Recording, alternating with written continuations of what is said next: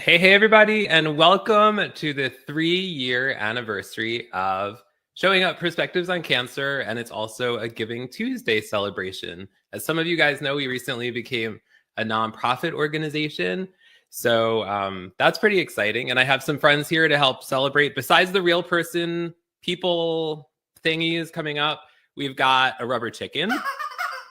We've got Gary the goat, of course. And we also have, I need a name. This is the emotional support chicken. So I need name suggestions for this. This was gifted to me by Zach Demopoulos and Rachel Druckenmiller. So let me know what we should name that goat.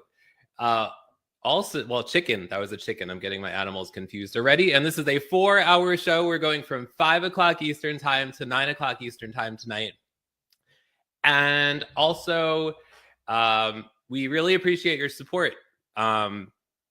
We are on a mission to create safe spaces, which we've been doing for the last 3 years, but now as a nonprofit organization to help cancer patients, survivors, and supporters share their stories and connect with each other. And we also provide resources for healing, hope, and resilience. So if you are able to, we would love for you to make a donation by either going to perspectivesoncancer.com or this other URL that's down below.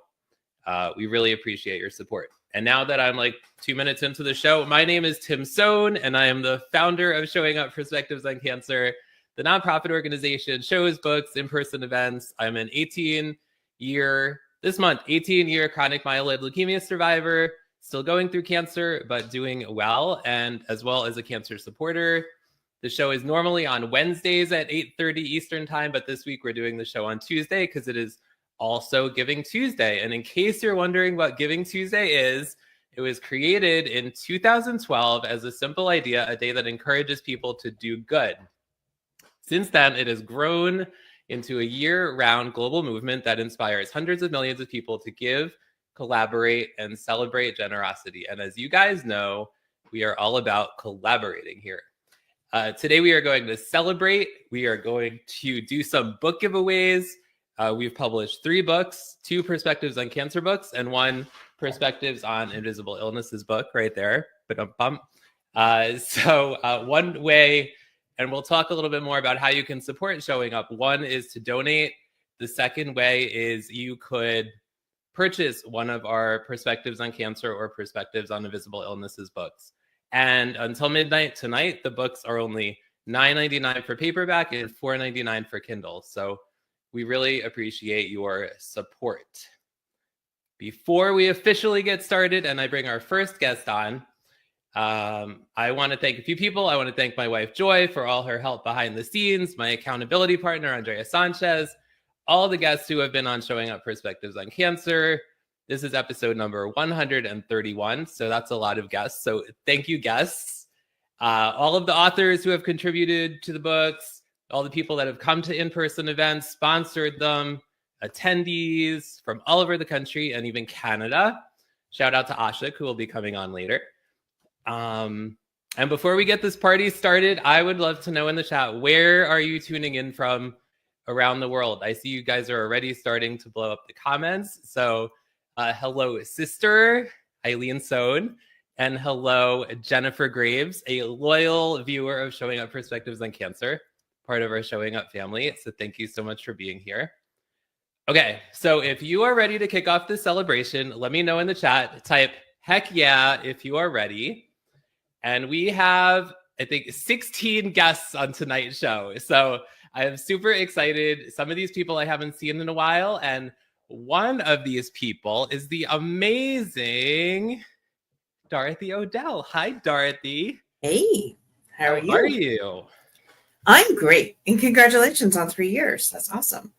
Thank you so much. And you are somebody I really admire because you go live like every day on social media. And I'm like, how do you do that? Well, I didn't realize it was every day, but close. It is pretty close, right? I'm pretty close.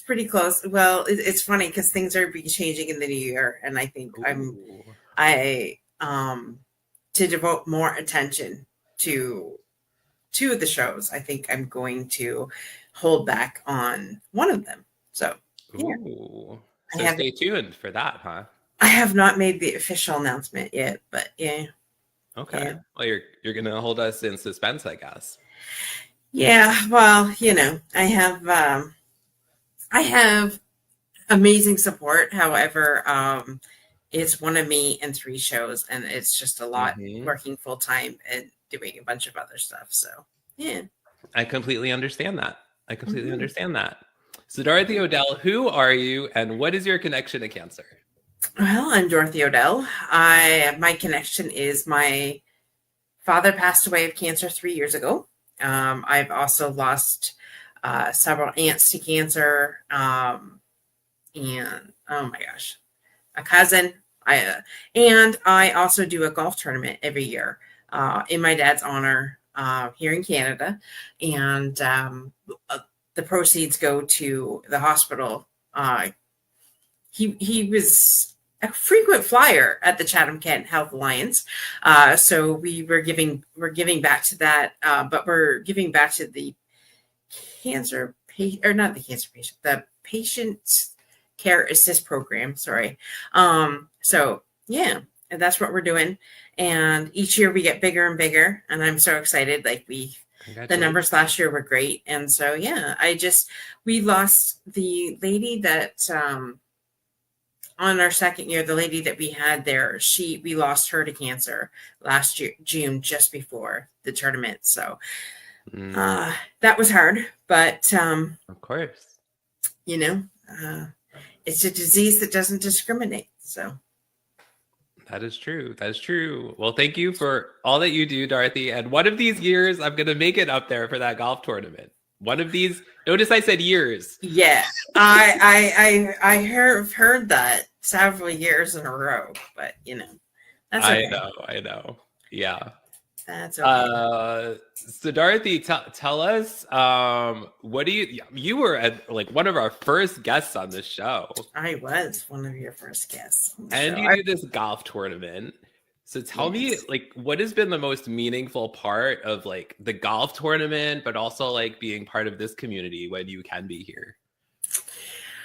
Well, okay. So sometimes I find it difficult to listen to these shows only because, like when you're at first, I was like, yeah, share my dad's story, and I shall still share it. But sometimes it's just difficult to hear it, right? I get it. And so I try and show up when I can, uh, and you know, living the life that I live, I don't get a whole lot of free time. Yeah. So with that though, I love showing up for you guys because it's just, I know the support is needed, especially when you're going through those times. So yeah, I try and reach out as much as I possibly can. But and I don't think I've ever shared that with you. It's not that I ghosted you or ghosted the show. I just Yeah. sometimes it's difficult to hear. I totally appreciate you sharing that with me. And I completely resonate with that. And I'm sure other people do as well. Like, depending what your connection is to cancer and where you are or your family member is in that journey, it's it's a lot, like I do this show every week. I have cancer, so it's a lot, plus the shows, plus the books, plus nonprofit, right? But like I do it because I want to give people hope, but it's a lot. um but I do appreciate you sharing that. And I know like you have a lot going on yourself, so I just figured like she's just like super busy with her like 12 shows and family and full-time job and business, In the golf tournament, yeah, and the golf tournament. when summer hits, you don't see me from July to August on anything because I'm just 100% focused on the Yeah. golf tournament and things like that. And so, Yeah. but it's ironic that I say that because each year we get bigger and bigger in the golf tournament, but yet each year we have I would say about 5 teams that come every year, and they've been there right from the beginning. They're family, friends, and I always get a great big hug, and they're always just like, you know what? Thank you so much for doing this, because everybody loved my dad, and everybody that comes has some kind of connection to cancer. And so it's just it's really something. We have a shout out to Cyan Fraser and her husband, because they love what we do so much. And they brought 3 extra teams this year. So that was awesome. Wow. And we just have fun. It's all about having fun. Because if you don't bring fun to, it could sometimes be a dark, cancer's not always pretty, right? And sometimes you just need the fun to get through it. So the one thing that I demand in this tournament is fun, and beating my brother's team. And so this year they got beat. I kind of stirred the pot a little bit on that. I was going around with the golf cart and just like, hey, what's your score? What's your score? What's your score? And just really getting people involved. So by the time it was done, everybody's just like, did we beat him? Did we beat him? Did we beat him? So yeah. So he was beat this year, but yeah. It's all in fun. Exactly. But there is prizes to be won. But yeah, no, it's mostly for fun and raising money for a great cause. Yeah. Awesome. Okay, one last question. It's Giving Tuesday. Mm-hmm. It's not all about giving money. People could do something kind for somebody else. Somebody could send a message to somebody who maybe they haven't reached out to in a long time, something like that. But what would you say to somebody who's considering giving to Showing Up? Why do you think they should?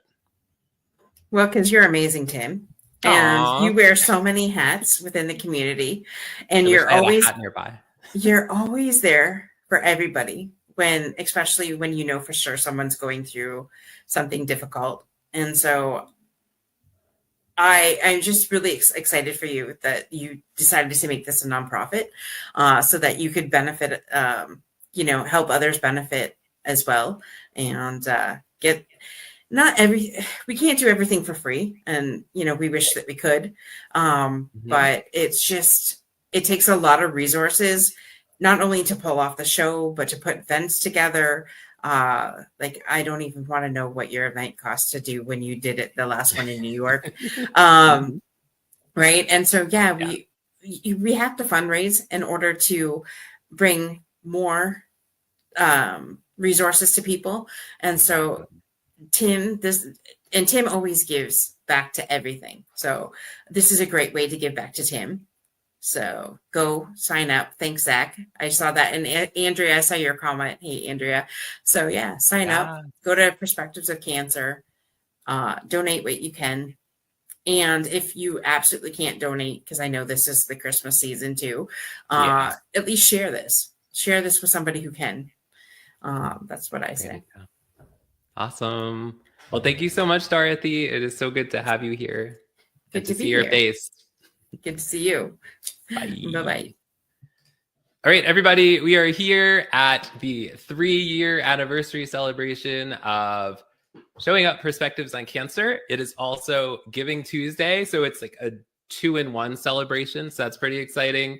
I want to thank all of you who are here, whether you're here live or on the replay. Thank you, Dorothy, for being here. Dorothy, I don't know if you guys know this, but me and Dorothy pulled off a 24-hour live stream fundraiser in 2022 for the Leukemia and Lymphoma Society.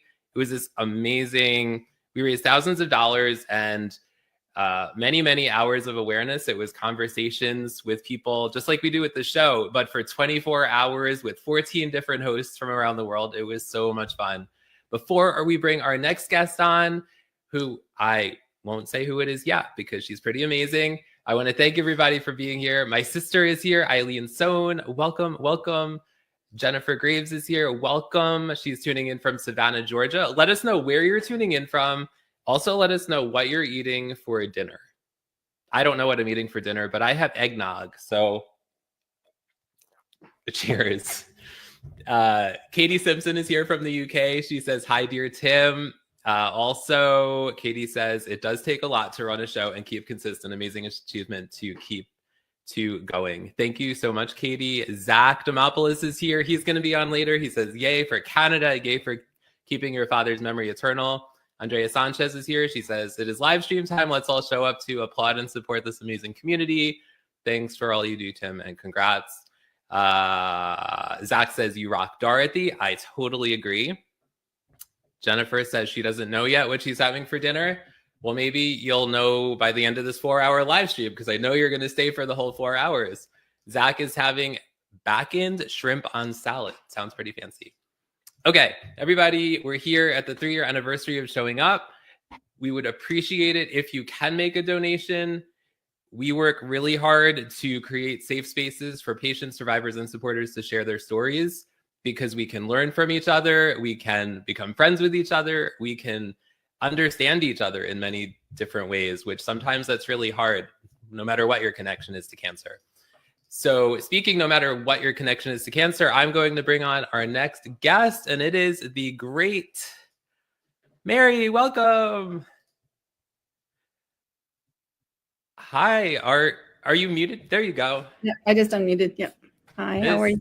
Hi, Good. How are you? Good. Yeah, I had my dinner already. I had coconut chicken. Ooh, coconut chicken. That sounds good. Was it delicious? Yeah, it was really good. It was the first time I've had it, so. I'm getting hungry over here because I'm going to be live for 4 hours and I'm going to have to wait that long to eat now. But that's okay, because you're here and everybody's here, and I've got my eggnog, so it's all good. That eggnog sounds amazing. Thank you. But Mary, tell everybody, who is Mary, and also what is your connection to cancer?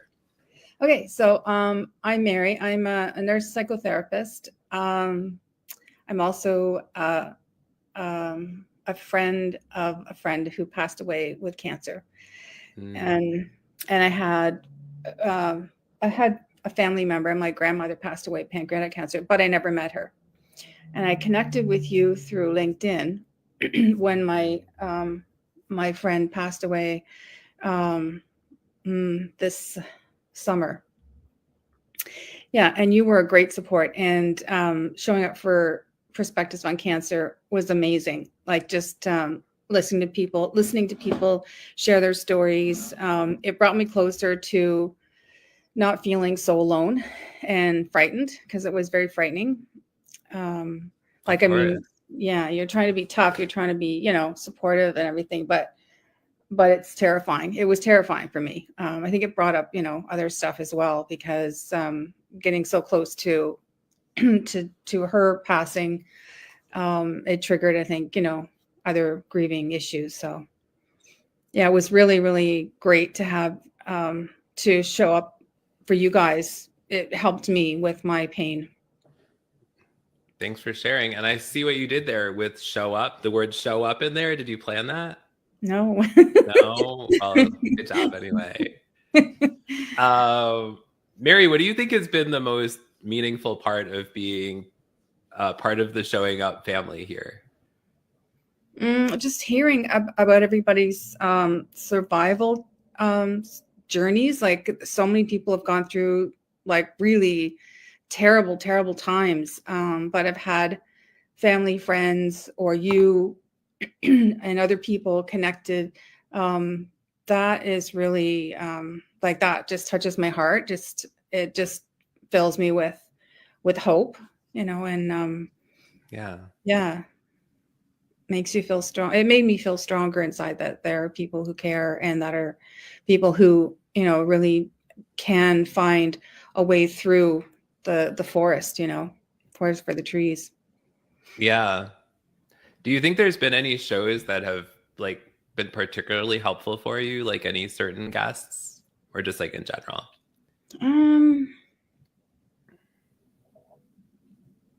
There's been a lot of people. Nothing really.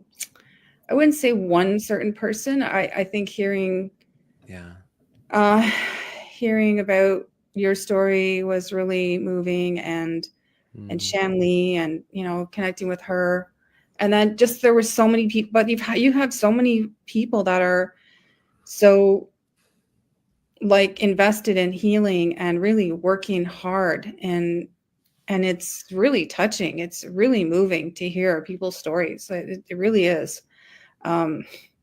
It was really hard on people. It can be really hard. It can be really hard, or it can be very like evasive and like, like a ticking time bomb, like waiting in the background. Yeah. Like yours, it's really tough. You never know what's going to happen.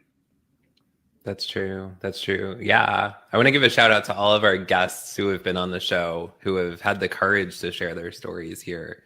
Because I know it's not easy, especially like depending where you are in the journey, or really at any time, it's not easy. And it's like a whole different experience each time you share it, Yeah. So shout out to and you, Mary, for being here live on screen, sharing too. You're welcome. You're welcome. Thank you. I appreciate it. Thank you for being here because you really are great support. Thank you. Is there anything else? Oh, last question. It's Giving Tuesday. If anybody's considering donating to Showing Up, why should they do it? Because it will help grow the community, help grow the support. More people that you can maybe relate with, that you could learn from, connect with, that kind of thing. Yeah. It shows community, it shows love, and yeah, it shows that you care. It shows that people care. It shows that there's people there that really care, and it gives hope too. Yes, so much. Yes. All right. Well, thank you, Mary, so much. Thank you. I appreciate it.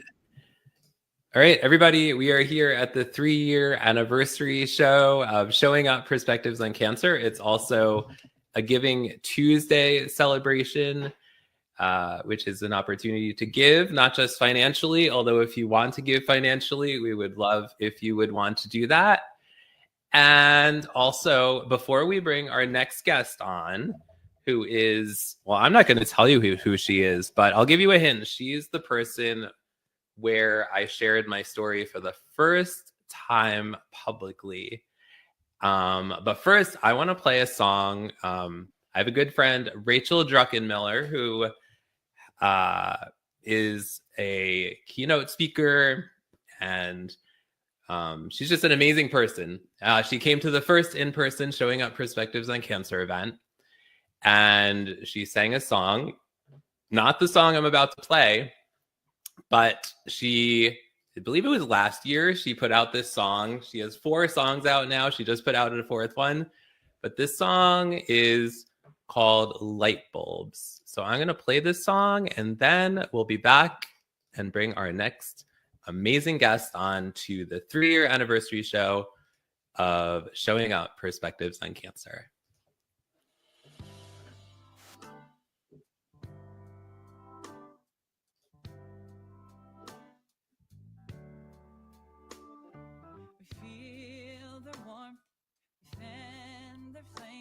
While they silently suffer in pain, they shine like a star, so happy from afar, but they feel all alone in the dark.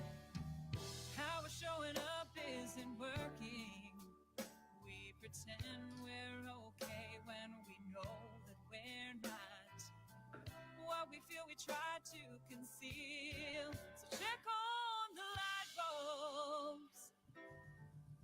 You know who they are. The ones that burn brightest, the ones that ignite us. They live like a spark. So check on the light bulbs before they go out.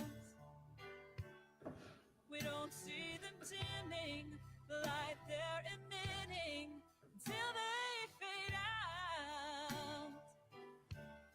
So check on the light bulbs. They're trapped in a mind that's telling them lies, like you'll never get through it this time. Just be the strong one, nothing's ever wrong one, the go along to get along one, you'll find. How we're showing up isn't working. We pretend we're okay when we know that we're not. What if we revealed what is real? So check on the light.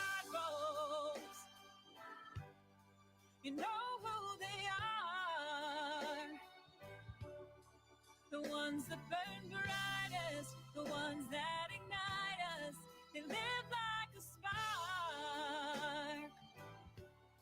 So check on the light bulbs before they go out. We don't see them dimming, the light they're emitting until they fade out.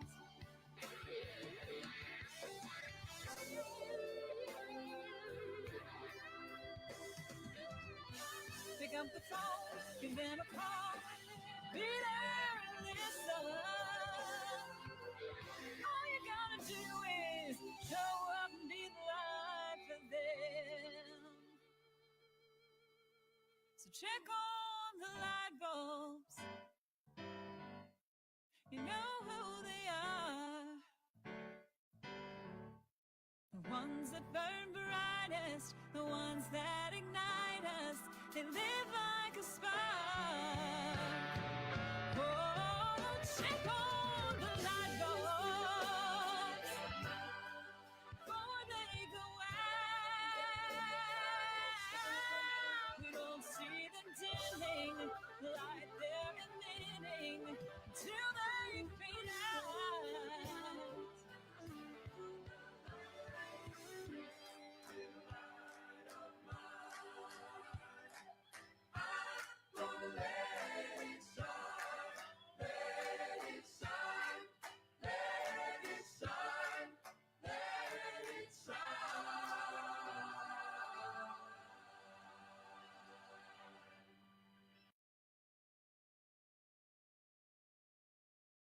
All right, everybody. I would love if you tag somebody who is a light bulb in your life, somebody who shows up for you, maybe somebody who's struggling, maybe somebody you haven't reached out to in a while, and definitely connect with the amazing Rachel Druckenmiller. She's incredible. And now I'm going to bring our next amazing guest on, my friend, the incredible, wonderful Jenny Gold. You have it. Of course I do. Guess Travis, what? What? Guess Where's what? yours? I got off right now. I got off. Oh my gosh. Hi, Jenny Gold. Hey, Tim. I haven't seen you in quite a while. I know. It's so good to see you. Good to see you too. So And my tell voice us, is such what's that? my voice is a little janky right now. You're my second show today. First Oh, was- second. Wow, you're No. famous. No, I'm not as famous as you. I don't know if I'd go that Yeah, far. I don't think I'm quite as famous as the rubber chicken. That's I don't true. I don't have a rubber chicken, but I do have this. I do have a rubber I chicken. love it. I love I know. it. Not But enough for the rubber chicken. Jenny's show, Podcast Not Podcast, is the place where I shared for the first time, I shared my cancer story publicly in 2021. I believe it was in June of 2021. 21? I think so. 2021 or 2022? The same year it was came out 21. with Sexual with Cancer show. Yeah, it was 2021 because the show came out in November 2021. Yeah, okay. June of, Yeah. So I'm really grateful that you gave me that space to do that, because I never expected to. It all kind of happened kind of quickly, right? Yes, it did. Do you want to tell that story, like how that ended up happening? Well, I was going to have Nancy, not Nancy Rose, but Nancy. Barrows? Not Nancy Barrows. It's going to be Nancy in Florida now. She's going to be on my show, but she's moving to Florida and she had to get her taken out. So we're praising our Tuesday that day. But I said to Tim, I'm like, what should I do? Want to be on my show? And I was like, because he was my teacher. So he said, okay. He goes, I'll call you. And I'm like, okay. So he calls me. He's like, I want to talk about a cancer story. I'm like, dude, you haven't told anybody about the cancer story. So he decided, yes, he decided to talk about the cancer story. And that was quite interesting because I was like a newbie. I was totally a newbie. And yeah. Well, you had been doing your show for a while on Zoom, right? Yes, I had, but not on LinkedIn Live because I just got on LinkedIn Live. First time I applied for it.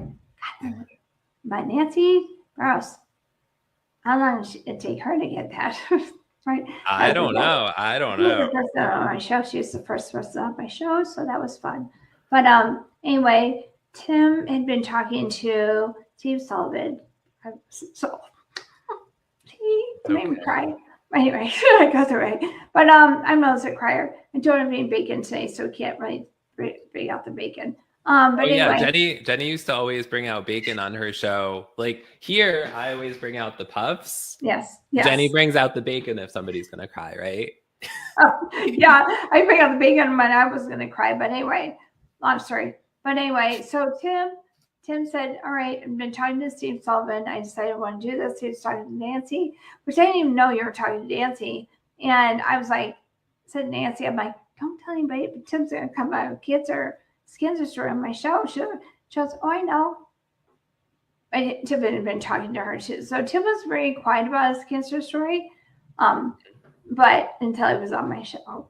And then all of a sudden I had like 500 responses or 500 comments on my show. I'm like trying to pull them all in. I didn't have a co-producer or anything. I was like, oh my God. And remember Brian was like, why did you answer the question? Why are you answering these questions? I'm like, ask him these questions. I'm like, I don't even know what I'm doing right now, but I couldn't say anything. So I was like, I tried my best. But Tim actually let people know. And what was the title of the show? Showing up perspectives on cancer. No, I'm talking about when you were on my show. I said Podcast, not podcast. no. Remember at Canva? It said something about Like the episode name? It said live. I was going live. Something leukemia, and people thought I had Lyme disease. It's like the 3 L's or something. It's like I don't know. Yeah, I'm not leukemia. He's a guest on my show. So that's how it all happened. That's very long. Yeah. What was it like for you, Jenny? Like, interviewing me for that show? Because it all happened like really fast, and I know you were nervous, or I think you were. I think you told me you were like so nervous. But because we interviewed somebody, but who came on the show? We talked to him. One of his my friend now too, but your friend. We got at a Zoom thing like at 2 a.m. Oh, are you talking about Nancy Lewis Hill? No. I'm talking about the gentleman you called. I didn't even know him at the time, but he's friends with Nancy Lewis Hill. He's just here in Denver. Is it? Are you talking about Chad? Yes, Chad. Sorry. Chad Peterson? Chad. Yes. Yeah. So Chad and Tim and I were on the call, and we're like 3 days out. He's like, oh my God, I'm so nervous. I'm like, I don't even know what to do. Just like she knows what she's doing. She just thinks she knows what she's doing. But we did that at 2:30 in the morning. That was fun. Anything else? Yes. Then we had the show. There's more questions. Oh yeah, go ahead. Yes, then we had the show, and then Nancy Browse interviewed over Sunday, and then Steve Sullivan called me. He was on Nancy's show and said, "Hadn't come out with something about my cancer on your show on next Friday." I'm like, "Oh, I'm going to cry again." He goes, "No, I'm not going to cry." It was funny. Do you have the bacon ready? I did make it ready, but I didn't use it. Yeah, that's good. I have to use that. Yeah. And for those of you who don't know, Steve Sullivan was an incredible human, and he is, but he passed away sometime within the last 2 years. Yes. And he was a survivor of acute myeloid leukemia for more than 35 years, which is amazing. So we miss Steve a lot, right, Jenny Gold? Yes. Yeah. So we thought he'd make it longer, but circumstances going on, they announced on my show. It was your show right now. So anyway, we're going to talk about your questions for me. Yeah. So the first question I have for you is, what, besides interviewing me on your show, what is your connection or connections to cancer? Wait, actually you interviewed me on your show. Because my father died of leukemia lymphoma. My mother was still sick with with rectal cancer. My sister had breast cancer, but she's a survivor. But my mom died, or she passed away right around the time. Actually, when you had your 24 hours, your 24-hour the fundraiser. fundraiser. Yes, my Open mom. your hearts and wallets. Yes, my mom passed like the day or two before that. Oh I wow. did that. I was like, oh gosh, I should probably do this, but I decided to still do it. So Yeah. so we never had cancer in our family. I think my dad's mother had pancreatic cancer. And she was, that only happened because I think she was under so much distress and stuff when my dad's father passed away. So Yeah. I never met my dad's parents. So Okay. that's the only cancer that we know of. My dad went all the way back to like the 1500s. Oh Yeah. wow. Yeah. Wow. All of our families. So it was quite interesting. So that's my thing with cancer. I don't know. I feel kind of bad talking about it all the time, but at the same time, I like to give all of Tim's guests on the show their due respect and everything, because you guys are all going through so much, and you know what? We never know what's going to happen to any of us. So it just kind of happens. That's true. That's true. Yeah. So anyway, So you had a lot of cancer in your family. my Yeah. dad, my dad, my mom, and my sister. Your dad, your mom, and your sister. Yeah. Mm-hmm. So was there? That's a lot of cancer. But was there a silver lining at all in their journeys? Do you think, or like from your perspective? My dad ended up staying around for a long time. He was actually taking the pills for leukemia, but he was around for like probably 6 or 7 years before he passed. And he passed from the hospital, but they put him in a different place. So, and he had COPD from smoking until he stopped smoking when 8 years old. He still has COPD. He was 80 when he died. So anyway, that's my soapbox about smoking. And let's see what else. The silver lining is we have around a lot longer, but it's very difficult on my mom. So I understand when you're interviewing people about caregivers. It was tough on my mom. My sister is still alive. She's been like 10-year survivor of breast cancer. Wow. Yeah. And my mom, unfortunately, she passed pretty fast. But my mom, God rest her soul, she just wanted to be with my dad. So I think when she found out she had cancer, it's during C19 time, and wasn't able to get a colonoscopy probably in time. They found it when they did the colonoscopy, but she was in an assisted living place, but they wouldn't necessarily do what they needed to do because she was in Michigan and they were very strict there during C19. So, yeah, right. That's about it. My sister's still around and she has kids now and is happy. That's good. Yeah. Mm-hmm. Did you interview any other cancer patient survivors or supporters on your show besides me and Steve Sullivan? Greg Proctor. Oh, Gregory Proctor. That's right. Remember? Is that how we got connected? Like how I got connected to him was through you, right? Yeah, and actually, the gentleman in California, I introduced you to him too. He's on your show all the time. Mark Hagayama? Yes. Yep. Yeah. Mm-hmm. Yeah. Remember, I introduced you to him too. Oh, did you? I did. Yeah. Oh, Yeah. I thought that we were introduced by this guy in New Zealand named Mark Engstar. No. Shout out to him No. if he's watching. No. It was you. No. Yeah. Wow, that's amazing. I know, right? That's Yeah. amazing. You did that. We should remind everybody that we're here at Showing Up Perspectives on Cancer. It is the 131st episode, and it is a 3-year anniversary celebration. Three. I bet you 1, 2. We're doing math. 3. We have to celebrate with goats. People who don't normally watch the show are going to be like, "What's going on?" Yeah, right. That's your anniversary screen right there. So that's it's been my show with cancer. I think that's about it. I can't remember. Sorry if there's somebing else. I apologize if they're on your show right now. No, you're good. You're good. Yeah. And we want to thank everybody for watching, whether you're here live or on the replay. Yes. And like we have all these comments, so thank you. Zach Demopoulos says Tim Sohn is a light. Jenny Gold is a light also. Mhm. Mary says Rachel is a shining light. Rachel Druckenmiller, Yes. she is. Mhm. Zach says 4 amazing songs from Rachel. She has totally unmuted herself for the world to benefit. Yes. Mhm. Yes. Dorothy says, thanks for having me. Thank you, everybody who's tuning in. We really appreciate it.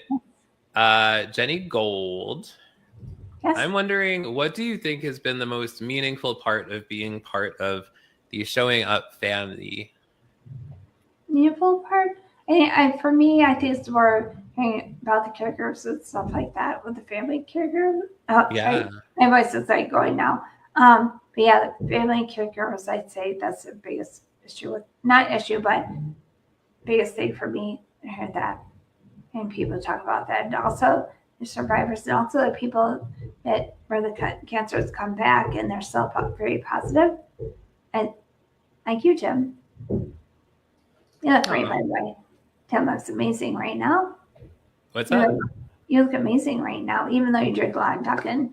Oh, thank you. Well, Yeah, that's shout out to fine. Duncan, the future sponsor. No, Actually, Duncan no. would not exactly align with a cancer show. Yes. I know. But I do drink it often. But tonight, I'm using this Let's Celebrate glass. It's a glass that I got from the Leukemia and Lymphoma Society Yes. when we did that 24-hour live stream. Mhm. And I have eggnog tonight. So, You do? Wow. yeah, Like, eggnog. Is this right? Is Yeah. right? Is this right? No. I don't Maybe know. it's right. Have you had eggnog recently, Jenny? I have, yeah, last weekend. Oh, that's exciting. Let us I know know, in the right? comments if you like eggnog. Are you team eggnog or team apple cider? Let us know.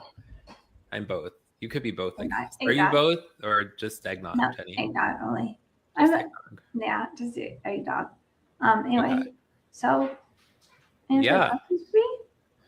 Yep, Any- I've got one more Anybody? question. Comments? Yes. I mean, unless we like get diverted, we're No. pretty good at like diverting the conversation. You are. But that's okay. It's fun. That's the real question. He's like this. Come back to him. He's like, maybe not. Oh my gosh. If somebody is considering giving to Showing Up for Giving Tuesday, what Yes. would you, maybe somebody's like, I don't know if I should. What would you say to them? You mean go to keep out the Focus Society or not?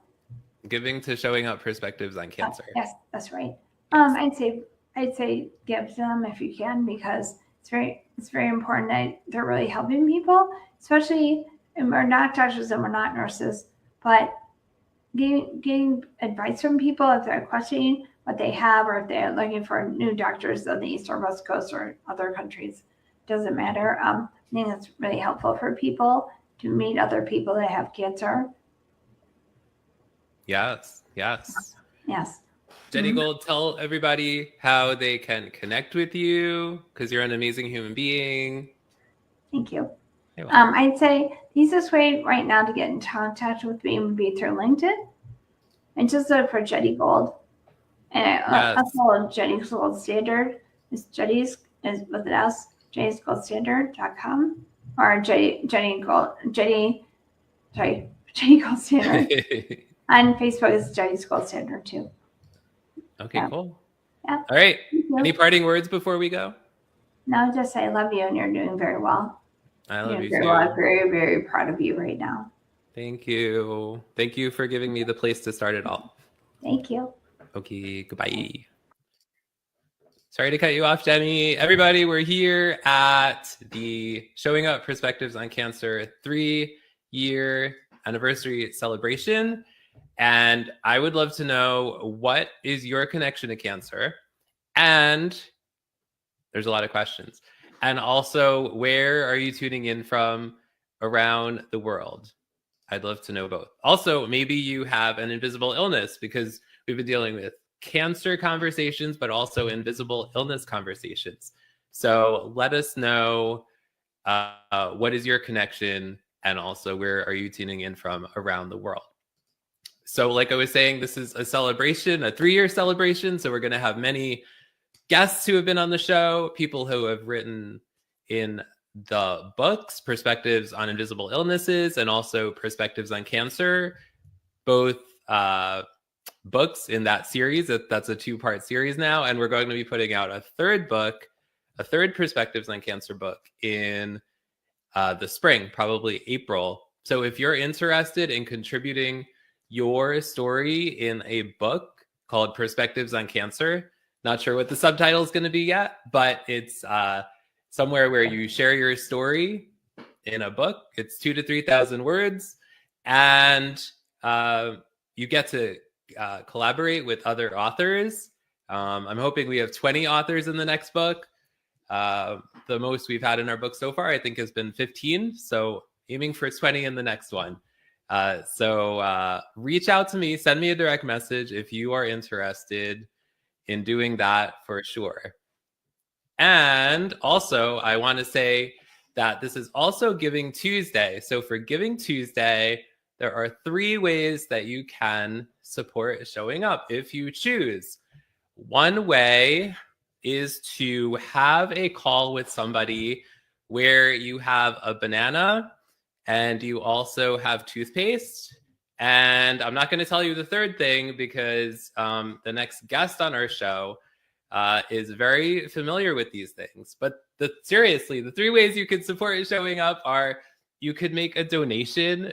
Showing Up Perspectives on Cancer is now a nonprofit organization. So we are all about creating safe spaces like this one right here for people to share their stories and connect, as well as find resources for healing, hope, and resilience. So no amount is too small. We love all sizes of donations, from 1 penny to $1 million and beyond, or somewhere in between. But seriously, we really appreciate that. If you can make a donation, that is totally fine. Another way you could support Perspectives on Cancer is you could purchase a Perspectives on Invisible Illnesses book. They are only $9.99 until midnight. And you could go to perspectivesoncancer.com. Also, the Kindle version is only $4.99.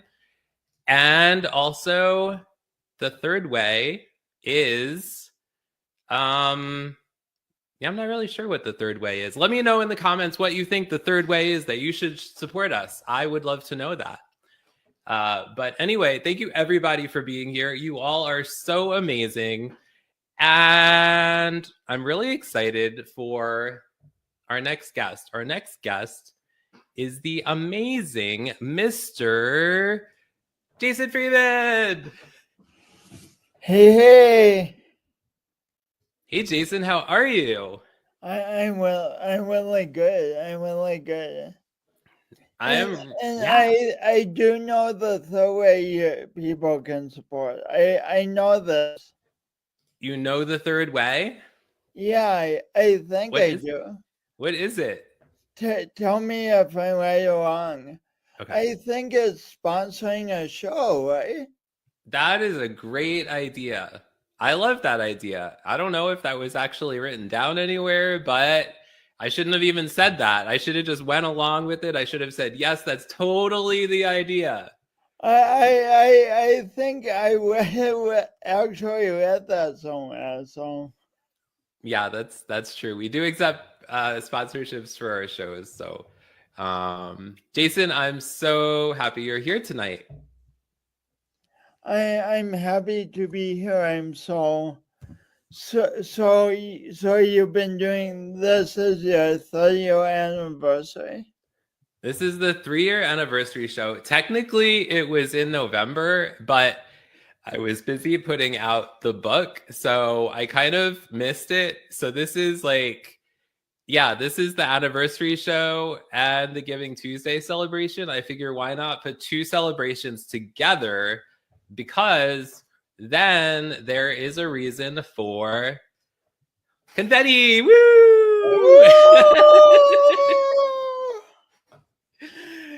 Oh my gosh. Anyway, Jason, tell everybody, who is Jason Freeman and what is your connection to cancer? I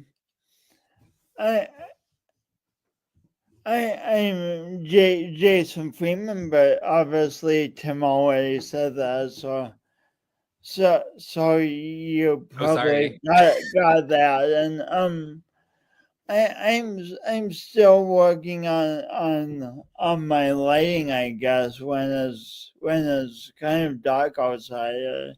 Yeah, I'm not in the witness protection program. This is Are you just how I sure? look. Are you What? just saying you're not in the witness protection program? Are you just claiming that? Yeah, I'm claiming that I'm not. I mean, if you were really a criminal, well, no, you're in the witness. Yeah, so I don't know. Anyway, keep going. Sorry. So I had adversity when I was born that didn't involve cancer. I was eager to get into the world, and my umbilical cord became kinked, and I lost some oxygen. Mm. But luckily not too much, or I'd be in a wheelchair. We wouldn't be talking right now, or something. So, but Right. anyway, I have a pronounced speech impediment and coordination differences. For years, I thought my disability was an awful hindrance, but now I use it to have fun, like you do, Tim. You are a guru of having fun. And I'm not a guru of having fun yet. I disagree. But I'm learning from the master, who is Tim Sowan. How does my last name go again? Why does the pronunciation of your name change every day? It's so confusing. Just pick a lane, and it's confusing. Sewing. Tim sewing. Tim, are you sewing now? I don't even know how to know. I thought you were leading a show. Why are you sewing? Well, I mean, you're talking, so I need something to do over here while you're talking. But I guess I should be listening. I'll stop sewing now. So anyway, I'm a professional speaker with a speech impediment who talks about doing imperfect best because life is not perfect, and being awkwardly awesome and stuff. And my connection with cancer started pretty young too. My dad's mom, my grandma Nancy, unfortunately died of a brain tumor when I was in like 6th grade, and that, let me tell you, that was quite the introduction to cancer. And this is back in the 80s, so I think the ideas around the cancer journey and making it into a much more positive experience have evolved a great deal since then. And one of the things I admire about what you do, Tim, is I admire it so much. You're building community, but you're also helping every podcast, every retreat you do, every book. You're helping redefine the cancer journey in more manageable, more communal, and frankly more enjoyable terms. Not that I mean, there's immense challenges in any cancer journey, but Of course. and you're finding the joy in between the challenges and squeezing it in wherever you can, which is amazing. Thank you. I appreciate that. It's not easy doing a show weekly around cancer, but it's because of people like you, Jason, and all the other people that show up when they can on the show or through the books or through the events. Like, that's what keeps me going. And I think probably that's why a lot of other people come back, is that it's like that sense of community or family, right? And it's true, the community is so important, like, because when we're facing any illness by ourselves or with just a few people, it can become so overwhelming, so lonely, so Yeah, it lets us know we're not alone, and there's other people that can understand maybe at least part of our journey. You know, all of our journeys are individual, but it helps. And even if like we have different things that have come up in our lives, you know, whether it's cancer or something else, by going through these different things, oftentimes we can relate to each other about them, right? yeah. And building those connections and hearing someone say, I understand. And it is huge. It's huge. Yeah. Has that been important for you also in your journey? Oh yeah. Way before I knew you, a few, maybe 10 years or more, I was very secretive about, hey Bill, you're amazing. Thanks for being here. Maybe so for a lot of my life, I was very secretive about my disability, which is ironic because anytime I open my mouth, the cat's out of the bag. Right. But still, I was secretive about how I felt about it. I didn't want anyone talking about it. I just wanted to so badly to be normal, to fit in, and I would imagine lots of people going through a cancer journey have a similar experience of being like, why me? I just want my normal life back. But Yeah. to be able to share about it, and the amazing thing is when we share about a challenge, it also allows us to share the gifts. Like, I'm a professional speaker, and my gosh, Tim, how many books have you co-authored? 3 so far. 3 so. Mm-hmm. So when I first met you in 2020, that number was 0. Mm-hmm. And when I first met you, you didn't have a Showing Up Perspectives on Cancer podcast, and having the retreat, and you've done 2 or 3 retreats so far. 3, 2, 4, 8. 3 so far. So talk about and for years, from what you say, you didn't talk about having leukemia at all, Mm-hmm. right? Yeah. So what was it that made you share your story publicly?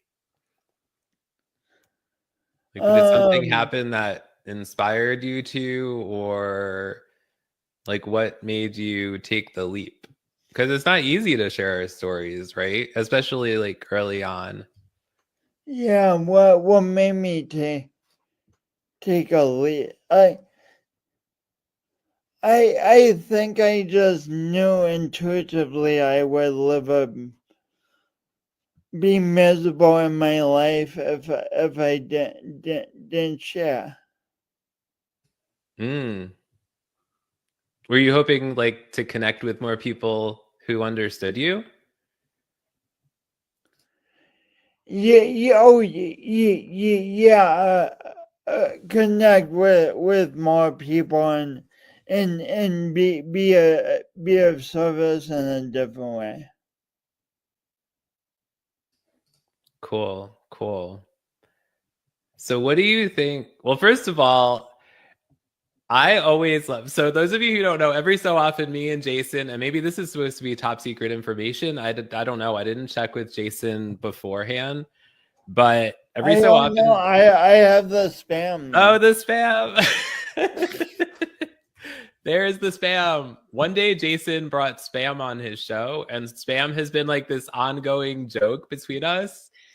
So like when we get on a Zoom call, he'll bring like spam, or there was this one time we got on a Zoom call and we both had bananas and we're eating bananas during our call. That was hilarious. And then the last time I didn't have either of those with me, so I had toothpaste near me. So I showed Jason my container of toothpaste. So this is what happens when we create community.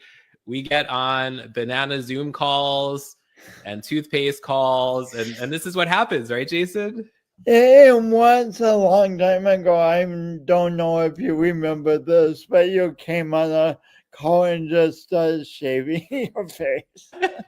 That was your show. I was on the show with Kara Ulker, remember? And I hadn't shaved yet, so I just brought my shaving cream and my razor, and I had like a bowl with water in it, and I just started shaving on your show. Remember that? Yeah, It was, that was great. it was pretty funny. Oh, Zach is wondering, what is your favorite spam recipe, Jason? What is my favorite spam recipe, Zach? My main spam recipe is not eating spam. I don't know if that's a recipe. It's more an avoidance thing, but I should try spam. I live in the Midwest in Austin, Minnesota, the headquarters of Hamel, which makes spam. Oh, 3 hours away, so I owe it to my roots to try spam again. yeah, I tried definitely. it once cold when I was on a camping trip in college, and I don't recommend that. So I need to try it again. And there's like all different flavors of spam now. There's like maple spam. Let us know in the comments, do you eat spam, or have you seen it in the store? Because I know our next guest, this is like his wheels are turning in his brain. He's like thinking about spam and how we're going to transition to him in a few minutes. But Jason, what do you think has been when you've been able to show up for the show? See, I'm trying to transition from a conversation about spam to cancer. See, I'm trying. What do you think has been the most meaningful part of showing up here when you've been able to? Oh, is I love that you give guests an opportunity to tell the story of the journey with cancer. But then I also love like showing up show as you're the comment king. Like people are always commenting and Well, it's that sense of community, right? yeah.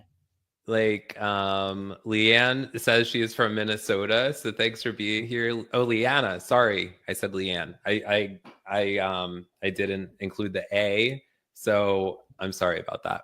I do. Minnesota is a wonderful state, Leanna, and at least one of the people on this talk knows how to pronounce their name right. And I Right. know how to pronounce it right because you just said it with Leanna, Tim. So thanks for making me shine. I hope it made shine. Thank you. Yeah, thanks for saying all of that. So, last question. If somebody is thinking about supporting showing up in some way or another, whether it's financial, maybe they share this post, maybe they show up to the show, like what message would you have for people thinking about supporting showing up in some kind of way? I would say no. You're supporting something that just keeps whippling out. I mean, more people are viewing the show all the time. I think that's the case, at least, right, Tim? Definitely. No, seriously, there is like, depending on the guest and the topic and everything, it definitely has attracted like different people from different areas and different perspectives. So when you support showing up, I mean, we're both out through the podcast to affect not only people with cancer who might be in the hospital, who might be in remission, who might be at home worry about the next treatment, and not only affects them, but it affects their families, and not only that, through all the books Tim has, that energy ripples out, and through the retreats Tim does, and I hope the number will go from 3 to 333 awfully fast. That just helps people on a very personal level. And so when you donate big or small dollars, $5, $6, is that a $6 bill? A $6 bill? No, but you could type 6.00 in the portal thing. Yeah, that'll work. Or else just type 600 and forget about the period. That would work. Would that work too, Tim? I mean, whatever works in order to put the number that you want to contribute. Yeah, for sure. Anyway, Jason, thank you so much for being here. Tell everybody how they can connect with you. It's been so great to see your face and hear your words coming out of your face. Great to talk with you, Tim, and congratulations. And I'm Jason Freeman. The easiest way to connect is go to awkwardlyawesome.com. And awkwardly is AWKWARDLY. And what about the awesome part? How do you spell that part? Spell it like you spell awesome. Exactly. AWESOME.COM. Yeah, and that's it. Okay. Awesome. Well, thank you, Jason. I really appreciate you being here. Thanks so much. You're welcome. All right, everybody, we are here at the 3-year anniversary show of Showing Up Perspectives on Cancer. It is also Giving Tuesday. So if you would like to support Showing Up in some kind of way, there are a few ways that you could do that. You could make a donation at perspectivesoncancer.com, and we really appreciate they go towards the shows, the books, the events, all of that for patient survivors and supporters. You could purchase a Perspectives on Invisible book.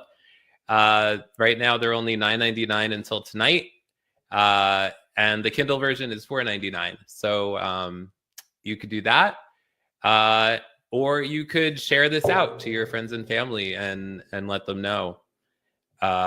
So yes. Okay. So it is time for our next guest, and I'm going to bring two people on at the same time. First, I'm going to bring on Mr. Tim McDonald. Hello, Tim. Hey, how you doing, fellow Tim? I'm doing great. How are you? It's great to see you. It's so good to see you. And how are you doing, more importantly? I am doing well. I'm excited to be here to celebrate with you and everybody else. Yes, I'm so glad that you're able to be here and do this with us. Yes, thank you. And also, I'm going to bring on Mr. Troy Carnes. Hi, Troy. Tim, how are you? Hi. I'm doing great. How are you? So good. So good. We Thank got you two for great having me. actually. Congratulations on 3 years. Oh, thank you. I appreciate it. Do you guys know each other at all? We don't. I Oh, don't know. believe. Tim meet Troy. Troy meet Tim. Hey, Tim. Nice to meet you. Likewise. Yeah. So let's do this. Tim, why don't you go first and share what is your connection to cancer, and then we'll go from there. Yeah, well, I am a colorectal cancer survivor. I was diagnosed almost 4 years ago exactly.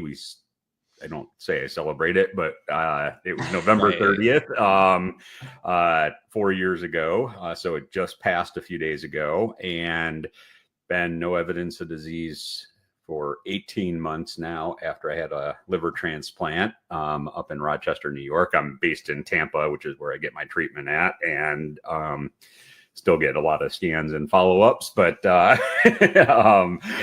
no biweekly chemos anymore. So I don't miss those one bit, except my wonderful infusion nurses that I get to. They felt like family while I was going through chemo, but that's my connection to cancer.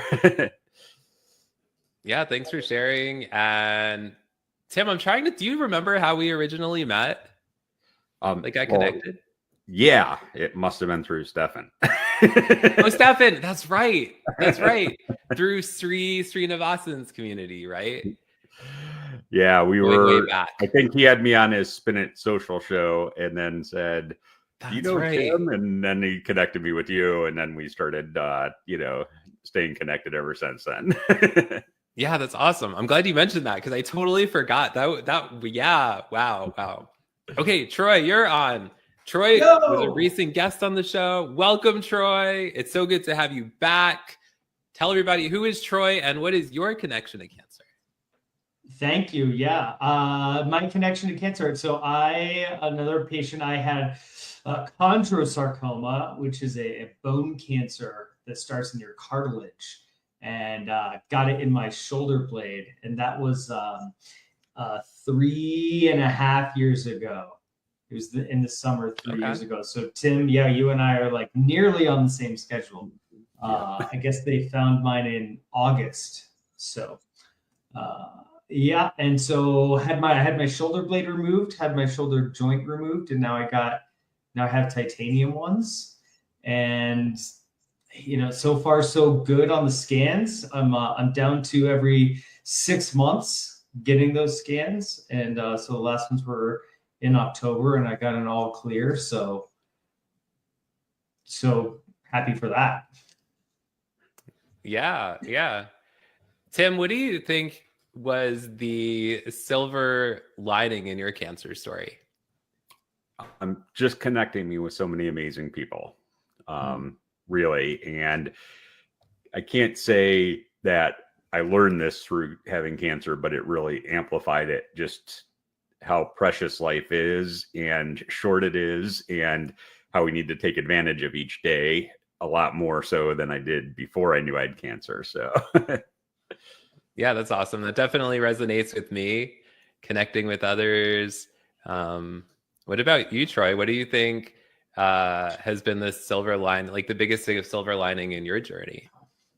Man, yeah, I think it just came at a very weird time in my life. So I got my diagnosis, I should say they found my tumor, but it wasn't officially diagnosed yet. But I was 98 days sober, and just at like the tail end of coming out of rehab, and so it like really came at a big transition in my life, and just put me on a completely different trajectory. And the people have been awesome. I likewise have met a ton of very, very cool people. The self-development and everything that I had done to get sober in those 98 days really got put to the test when my diagnosis came. And, it proved that they were really impactful. And I still do them every single day. And, and I wrote a book this year. So about all of that stuff and my story and everything else. So yeah, just completely, it was like a huge left turn in my life. I think as it is for, a ton of people who get cancer, and, me included. Yeah. Tell us a little bit more about your book, Troy. My book, yeah. So book is going to come out in the spring. I'm deep in revisions mode right now. So I'm, fixing all the things that I goofed the first time around. But, as a writer, it's, I always have to tell myself and then everybody else that like editing is just as important as writing it down. Right. Yeah, it'll come out in the spring. It's called, I had to turn in my official title today. Oh, it got turned in today. Ooh. So it's called No Silver Bullets. And, essentially the premise is that, and cancer taught me this, maybe more than anything else in my life, but I just looked around at my life beforehand and how lots of people approach the world. And we're fixing problems all the time, right? Like problem comes up and then you fix it. And then another one pops up and then you fix that one. It's like playing problem whack-a-mole, right? But having cancer really showed me that like the real problems in our life don't have any solutions, right?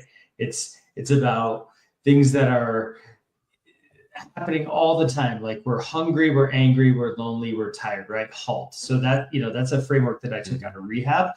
But, if you think about those things, like we're going to be those things every single day, every day of our lives, and there's no fix to them. So learn to nurture them.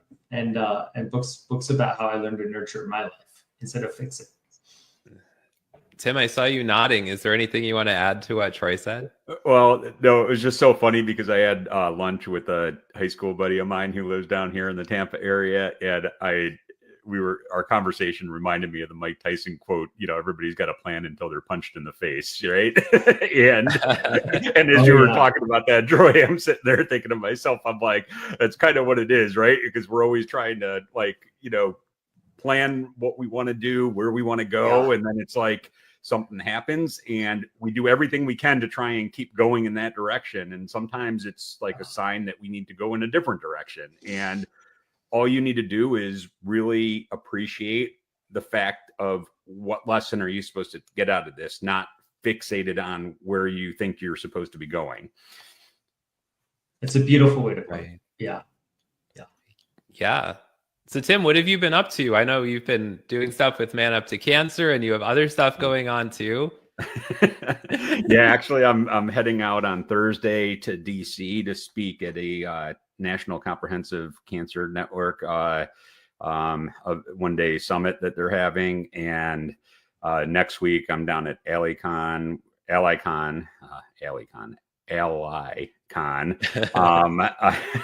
We're not meeting in the back alley. Right. And that's with the Colorectal Cancer Alliance. And so a whole bunch of colorectal cancer, patients, survivors, caregivers, advocates will be there. And yes, I do a lot with Man Up to Cancer. I'm on you know, the membership, or not the membership, the planning committee for the annual Gathering of Wolves, which is a big retreat that we have each year. And then also on the chapter committee, which I actually lead the Florida. We have 5 chapters in Florida. I run the Tampa one, but oversee the other ones, as well as Alabama's chapter. And Whoa. and then What don't you do, Tim?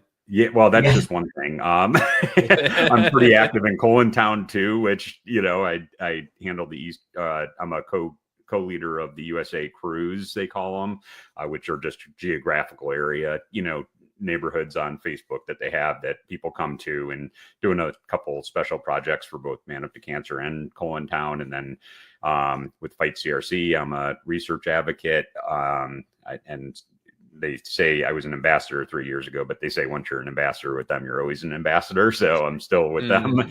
And then I just started because, well, you know, Tim, that I started a nonprofit to help people pursuing organ donor liver transplants. And, you know, what I realized through that whole thing, and most people who know me know that I've been in community building for like 17 years now, 16, 17 years. Yeah. And the one thing that was frustrating me as a small bootstrap nonprofit was the fact that trying to find a platform out there that allowed me to stay in touch and connect people together that were going through this experience that wasn't Facebook, was going to either cost you a boatload of money, or it wasn't going to give you what you needed. And I got tired of like wishing somebody would do it. And so I had this crazy idea of why not become a tech co-founder and find somebody who knew how to develop software and start a tech company. So that's what we're doing now is starting a tech company to create and develop a platform for small to mid-sized nonprofits. So my job basically is trying to get the investment dollars so that we can hire the team that we've already interviewed and have all ready to go. Just need to be able to pay them and ourselves. But that's kind of exciting and uncharted territory for me. I mean, I've got a lot of experience in doing everything, but I've never been and I've worked at a lot of startups, but I've never been a founder of a startup. So yeah, that's so cool, Tim. And I'm definitely going to follow what you guys are doing. And I'm going to have to probably use this technology at some point, because there's definitely a need for it. Yes, we're going to do something interesting. So if you're up for this, Tim, you can talk to my co-founder, because we're actually interviewing smaller nonprofits to actually develop a product that you guys need, instead of just shoving one down your throat and saying, here's what we got, here's how it's going to help you, like so many of the other tech companies do. Yeah, that's awesome. Yeah. If I can be a little Tim, I would love to talk to you about that as well. Yeah, no, I'd love to connect with you, and anything. Definitely would be up for that. Perfect. What inspired both of you to share your stories? And also, like, Tim, you're a lot into this advocacy stuff. But let's start with Troy. Like, what inspired you guys to take action and like help others? You know, there's one thing that I remember was when I was coming up on a year of sobriety, you know, in AA, and I didn't really like go to AA a lot, like a little bit in my first year, and you know, not really in the month before that first anniversary. And I thought, like, I don't know, I kind of feel weird showing up to a meeting just to get a chip, right? Like, it felt a little selfish to me. And my wife said to me, you should go, and you should go not to get your chip, but you should go because there might be somebody who is showing up to their first meeting. And that person is really going to resonate with somebody who is celebrating such an important milestone, and one that is also seemingly attainable, right? And I know that, like, walking into those rooms, sometimes I would see people celebrating 20 years or 25, just like it would just blew my mind, right? And she said, you know, it's like an act of service to show up and tell your story for those people who are behind you and looking for inspiration ahead of them. So I go, and sure enough, there's somebody's first meeting. bottom of a big book, and it, it dawned on me, and I say this a lot, but it's so true. There have been like 117 billion people who have lived on this planet, and so it means you're not special. Mhm. But it's kind of beautiful because it also means you're not alone, and it's important to tell your story because there's somebody who is behind you looking for knowledge or tips or community. There's somebody who's at the stage that you are right now, who you could commiserate with, swap notes with, and connect with. And then there's people ahead of you who are looking to help and looking to mentor. But if you don't say anything, it's going to be really hard for anybody in those three buckets to find you. And that moment where, I went to the AA meeting is sort of the thing that I point to, but since then it's not just in my sobriety, but now it's my cancer journey as well, where we had, I had a friend who passed away from pancreatic cancer, and it was the only phone call that we knew to make when I got my diagnosis. But since then, I mean, it's sad, but I've had 4 or 5 of my own friends call me this year with their own diagnoses, and having someone to call on the worst day of your life is so important. And so I'm going to keep talking about it. Like lots of people don't like to, and I don't think that's bad either, right? It's everybody's kind of personal decision, but I think it is important that there are people who do share their stories so that when other people are struggling, they know who to go to. For sure, yeah.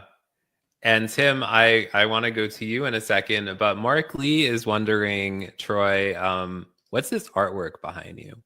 Are you an artist? I know, well, not a visual artist, I'm a writer, right? But yeah, there are these cool things. So my wife and I, have a handful of friends who, and this is great podcasting here as I show up my hand in front of the camera, but we have a handful of friends who create art, and we just, like, even when we were young and broke, would always just try to buy something from them, So like we have, like, my wife came home with a painting one day that's hanging up another thing. She's like, "Oh, it's our friends." Like, I don't know.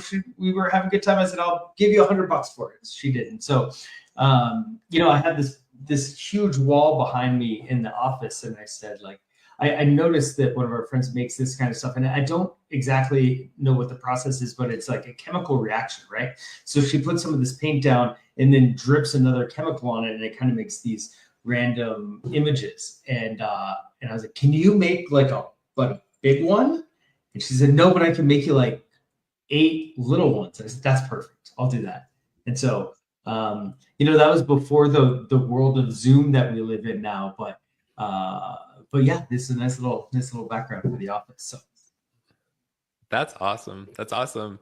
Yeah. And now to transition from artwork back to Tim and advocacy and sharing your story. What inspired you to go that way, Tim? I think ever since the early days of social media, I understood how powerful, like that, the ability that we have to be able to connect and the speed at which we were able to connect with other people. I just remember seeing that before I was allowed on Facebook because I was too old, right? And I would see that and be like, the world is going to change forever, when this comes out. And I wanted to know everything there was to know about it. And I would say I definitely shared, but I wasn't like personal about it. It was more like trying to be helpful and sharing tips and all this stuff. Kind of like what you see a lot on LinkedIn, right? Everybody's got the answer for your issue. Yeah. But what happened when I moved to New York, I'll never forget the day I stepped off of the bus that I took into the city in the morning, and I was working at HuffPost, and I saw this homeless guy, and it was a really cold day, and we were supposed to get a winter blizzard that afternoon and evening. And I just remembered, I mean, there was nothing, the building was closed that he was leaning up against. He was on the sidewalk. And I said, you know, hey, I just wanted to say hello. I don't have anything for you, but I just want to know I'm thinking about you, and I hope you have someplace warm to go tonight. That's all I said. And I got inside and I started thinking to myself, there's something I should have done, right? And so I posted something on Facebook that was just like something along the lines of, you know, telling the story and what would you have done? What should I do next time if I see him again?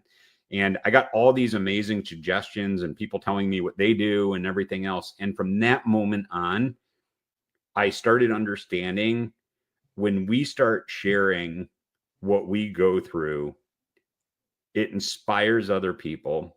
It brings people out to let them know that they're not alone. And when I got diagnosed, I'll never forget, and you can ask my wife this, I wasn't worried about having cancer. I wasn't worried about what I was going to be going through.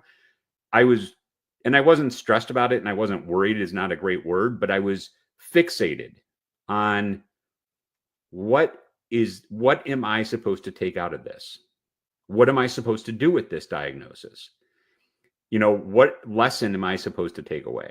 And it took me about 48 hours, but it basically became, if I'm going to have to go through this, and I could have gotten screened a couple years earlier and probably caught it before it became cancer, why don't I advocate to get more people to get screened? And shortly after I was diagnosed, they changed the screening age from 50 to 45 for colorectal cancer. So it was like no longer all the people that were 50, it was now people that were 45. And then helping people understand what the symptoms were that you might want to look for if you're younger, because there's a lot more early age onset, you know, colorectal cancer patients. But I still do that. But I think the more I got involved in some of these organizations, the more I started realizing that, you know, and I've had this on my LinkedIn bio for a long time. It's like my purpose in life is to help other people feel a sense of belonging. And and all these groups that I'm involved with, everybody always asks, what areas do you want to focus on? And I said, there's two areas. There's people that are recently diagnosed, because I remember how overwhelming this was. And all the misinformation and well-intended misinformation that you're given. And It's like, you know, let's get into really what do you want to know? What do you want to understand? What direction do you think you want to go? I'm not going to try and convince somebody to go down the traditional route of getting chemo if they believe that something else is going to help them. Because I truly, honestly believe whatever we need, that's going to be what we need to focus on. You know, if we believe in it's going to work, that's half the battle right there. It's not what it is that's going to treat you. It's your mindset that's going to treat you. And so it's like helping those people navigate through the mounds of people and information that's thrown at you when you're first diagnosed. That's one area that I can do all day long.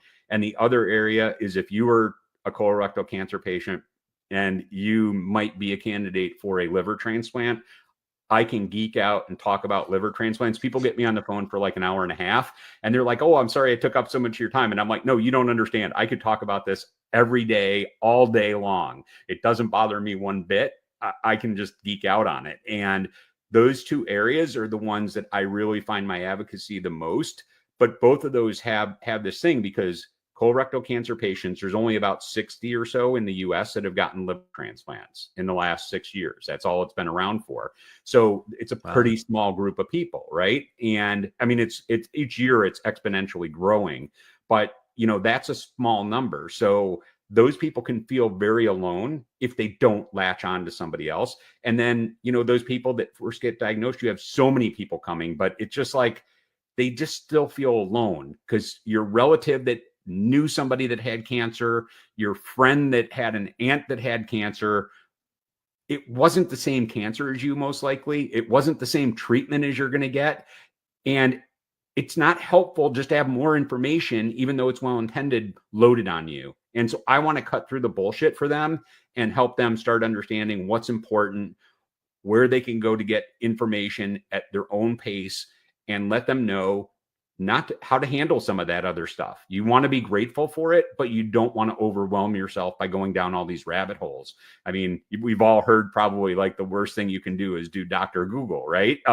It's the worst place you can go, but there are great resources for people. And that's what I love doing and what I love advocating for. And if we can help get more medical researchers and professionals in tune with the patient perspective, I think that's going to make a huge difference. And so that's why I do a lot of the work I'm doing with some of these pharma companies, going with these, this speaking engagement. It's to make sure that I'm the only one with two doctors, one researcher, one actually works for the National Institute of Health, and then two people from pharma companies. I'm the only patient perspective up on this panel.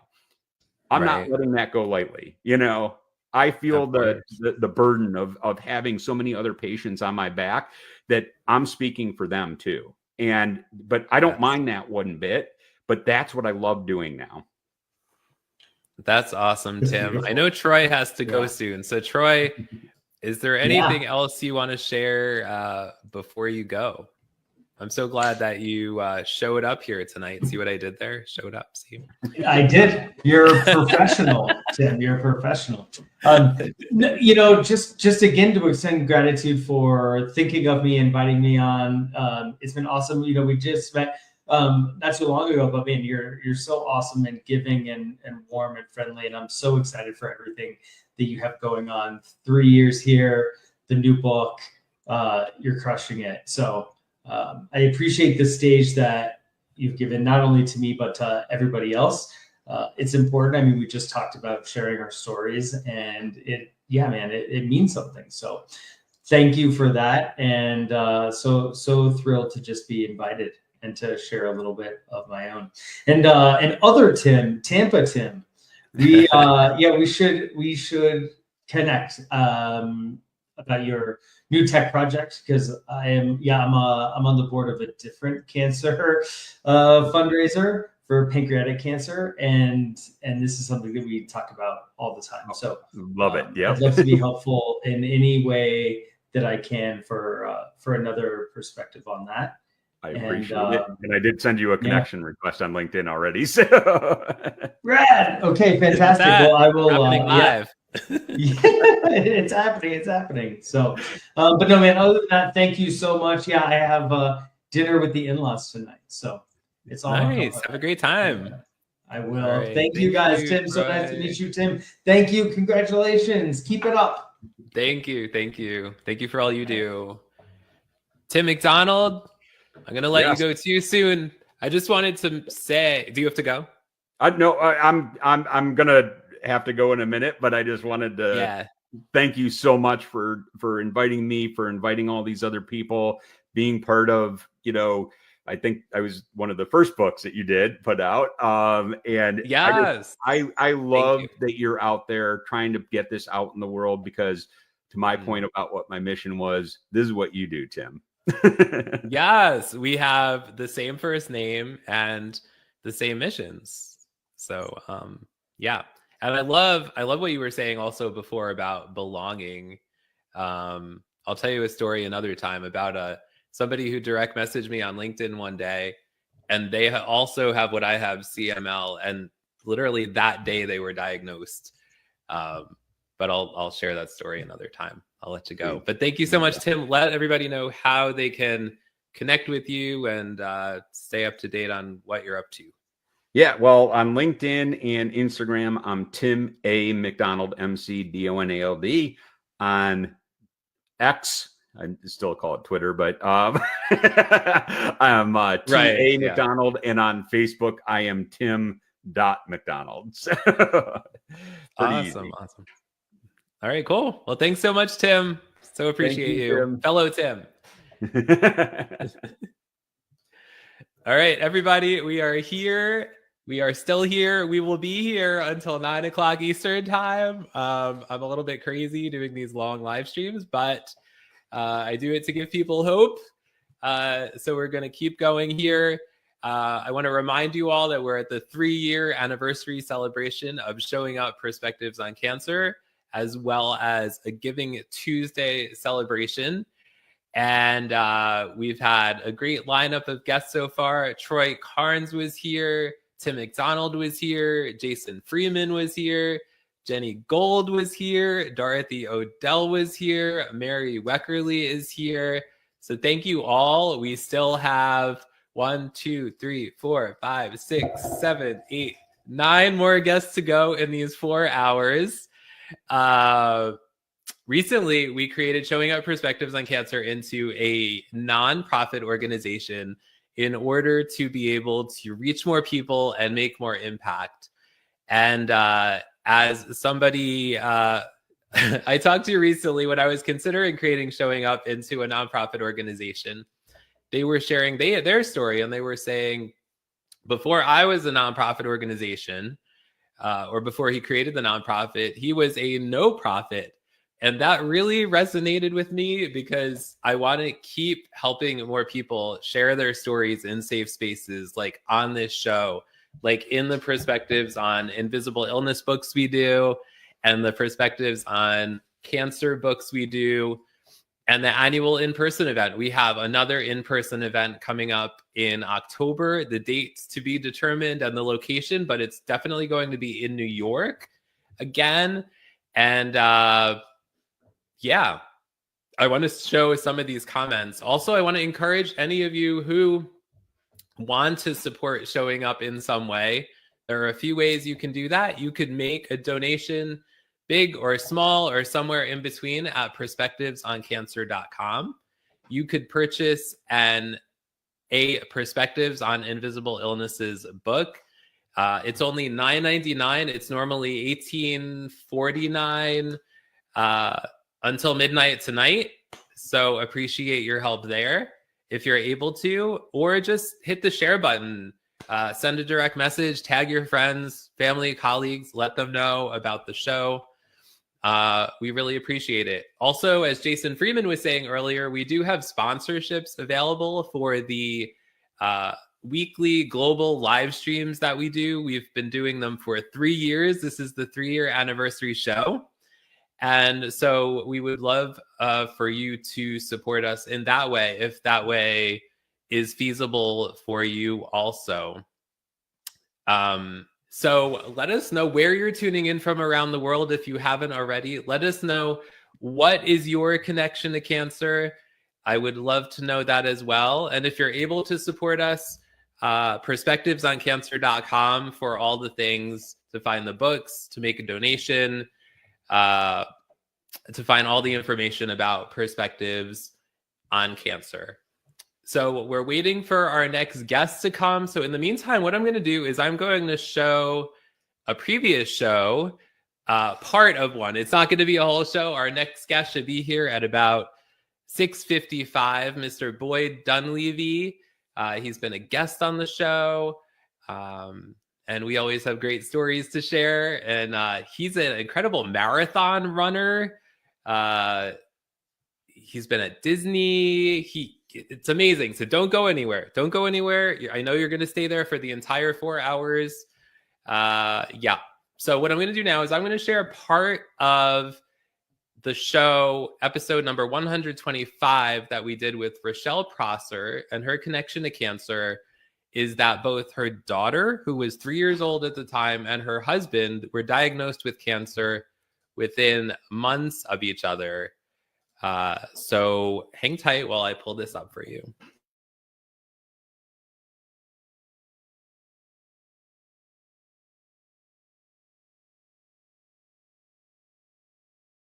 Thanks for bearing with me.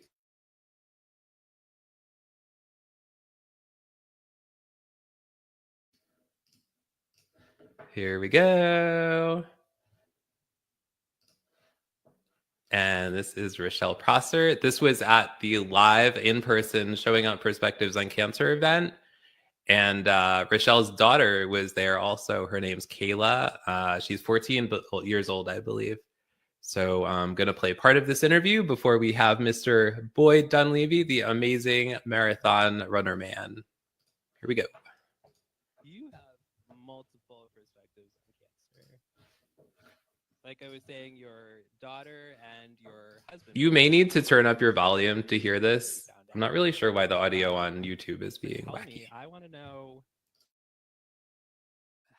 how, from your perspective, like what was going through your mind when you found out this news, like within days of each other? Am I allowed to curse on too? You can say whatever ish you want. Well, I'm a neurotrauma ICU nurse. So cancer is a lot removed from there, but I always had the cancer patient that had something going on with cancer when they were in the car accident and then hit their head and they weren't recovering. There was always that cancer there. Or it was that new mother that just gave birth and they found this tumor, pseudotumor. And now she comes to me because they need emergency care after delivery. When I found out my daughter had brain cancer, I thought God was laughing at me because you have to think 30 years, how do you miss that? And there's a lot of guilt that goes to that. But then one of the doctors said to me one day, who better than you? Who better than you to have this type of child? Because you prepared for this all of your life. And that allowed me to think about it differently. What grounded me in the situation was when I was talking to my husband and saying, okay, these are the things you need to learn. These are the things you need to do. And he's like, I'm looking at this sheet of paper. It's like alphabet soup. I don't even know where to begin to ask you a question on what you just said. And that's when I realized that healthcare delivery is truly delivery, not health care. Because if you really cared, you would explain things to people in a way that they actually understood, could actually make a decision on what they needed to do next, and where you gave them every opportunity and option to know properly how to live with cancer. Thank you for that. I want to back up a minute. Tell us, tell everybody in the room and around the world about your daughter's cancer story. How did you find out, and take us from there? Also, here you go. So she kept getting sick, and she's actually in the room today. So this is the first time she's actually hearing my perspective, because she was actually in the room when I found out that they took me out the room and away from her to tell me. And they're like, you're in neural trauma. Look at this x-ray. Look at this image. And I looked at the image and I saw this massive cancer tumor that took up pretty much most of my daughter's brain. She was 3 and had just turned 4. And so you have to imagine the size of this little baby with this massive 12-centimeter tumor in their brain. And, they measure, when you're born, they measure your head. You have 10 centimeters. That's how big the head should be to come out. And she has a 12-centimeter tumor in her head, just to give you perspective. I heard this woman screaming. And I'm telling this woman, shut up, I need to listen. I need to think. And I didn't realize it was me sitting on the floor screaming. So a wonderful nurse, my daughter's nurse, came over to me. Her name is Michelle Maxwell. And she got down on the floor and she's like, okay, mama, you can stay on this floor screaming, but you got a beautiful baby in there and it ain't phasing her. She's up there watching TV. As a matter of fact, she's asleep. So if you scream any louder, you're going to wake her up. So I'm going to give you a few more minutes, and then you need to get up and start being a mama and put on your mom hat on and take off your nursing cap, doctor's cap, and go in there and be a mom.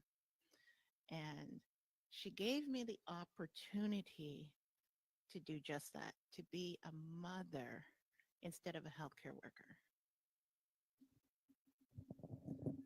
I mean, that's hard. Like, it's hard being a parent, right? Anyway, and the best of times, it's hard to be a parent, right? But to sometimes have to, I mean, you don't have to, anybody can do what they want, but to show strength, right? Strength in the face of adversity, whether it's cancer or something else.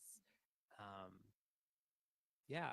So, okay. So your daughter. So tell us more about your Kayla's journey. So it took about a month to stabilize her. She had a really so astrocytoma is one of the most common brain cancers and common cancers that children have.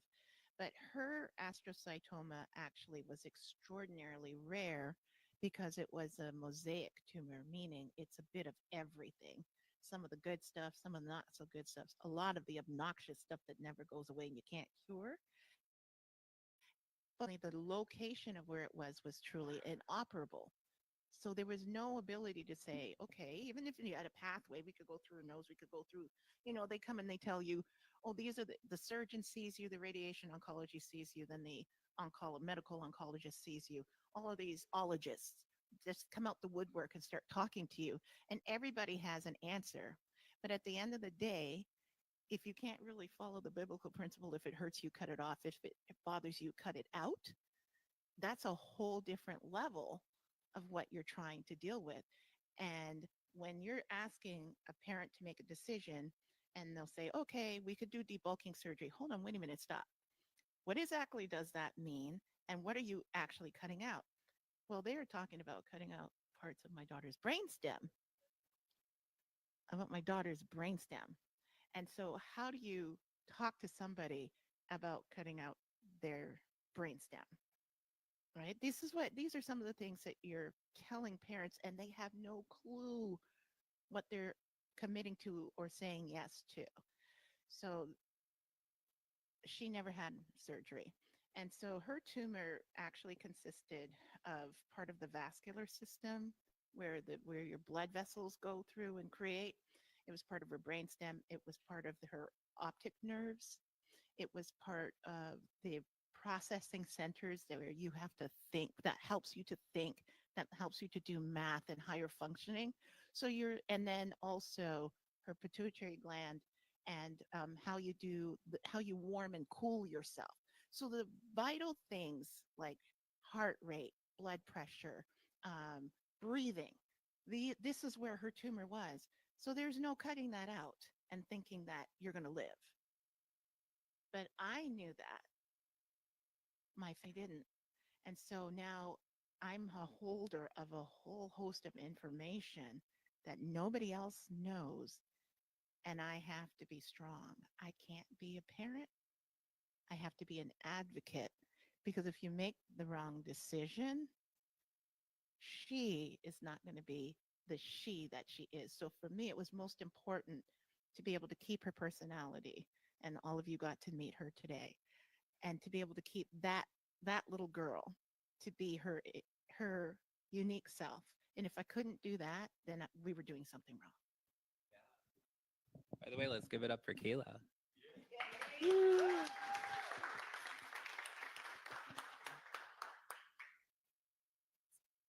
So talk to me about you and about I want to talk about your husband too, but I want to talk about how do you as a mom, as a wife, as a healthcare professional deal with all of this mentally, emotionally, all those things? Oh my goodness. Well, I thought I had my mess in order, right? You're like, okay, I'm going to read every book. I'm going to go to Google Scholar, Google anything. And the information that I found was terrible. The prognosis was terrible. Most of the kids didn't make it to 10. So, you're already on a countdown. So knowing that there isn't a proper treatment and whatever they're proposing out there, it doesn't work. And even if you gave everything and your all, they're not going to make it past 10. I don't even have words for that. I can save everybody else that comes through the doorstep of the hospital that I'm working at, or or who I meet in the community, but I can't save my own kid.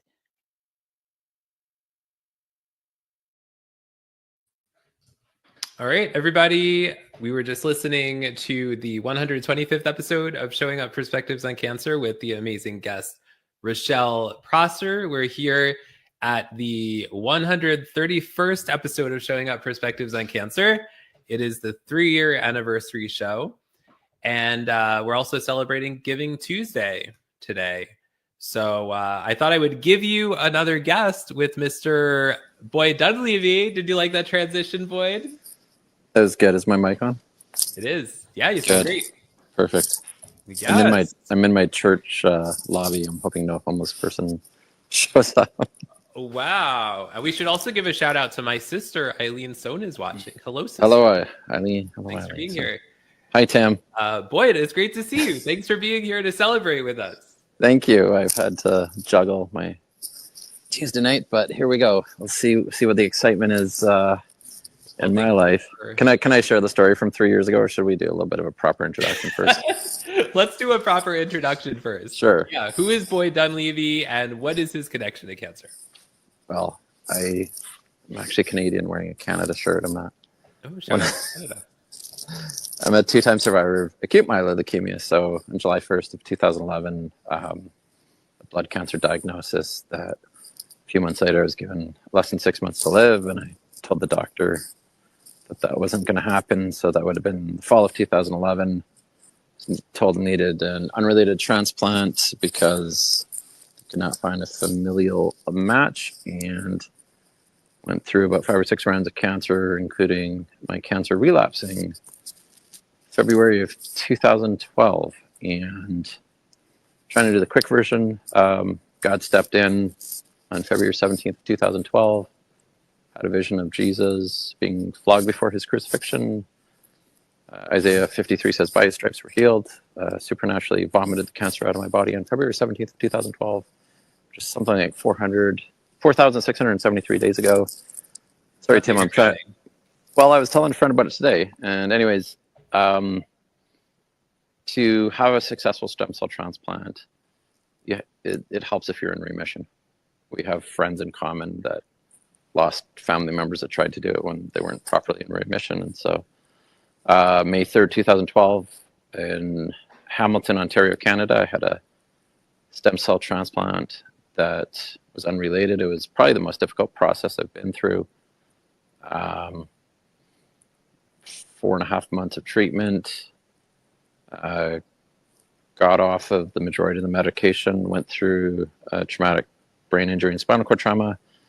And as I sarcastically say, other than a brain injury and spinal cord trauma, it was a perfect match. We found out in the spring of 2013 that I had a life-saving stem cell transplant, actually from a U.S. naval serviceman, which was completely weird and totally out of the blue because, as we'll hear from Amanda Ferrero, most people that have an unrelated transplant, it's usually from a German donor. And so it's like, oh, okay, this guy's whatever. I found him on Facebook, and it's kind of one of those things, you got to live a year to see who this person is. Well, what we found out was that Nathan is a U.S. naval serviceman who was serving the Navy in Japan at the time. And wow. At 18 years old, he had put his name in the registry by doing a cheek swab. And we found out later that he just did that for a day off. So what? That's kind of lazy and not that altruistic, but it was to get a day off work. 6 years later, he's overseas in Japan. I'm going through cancer.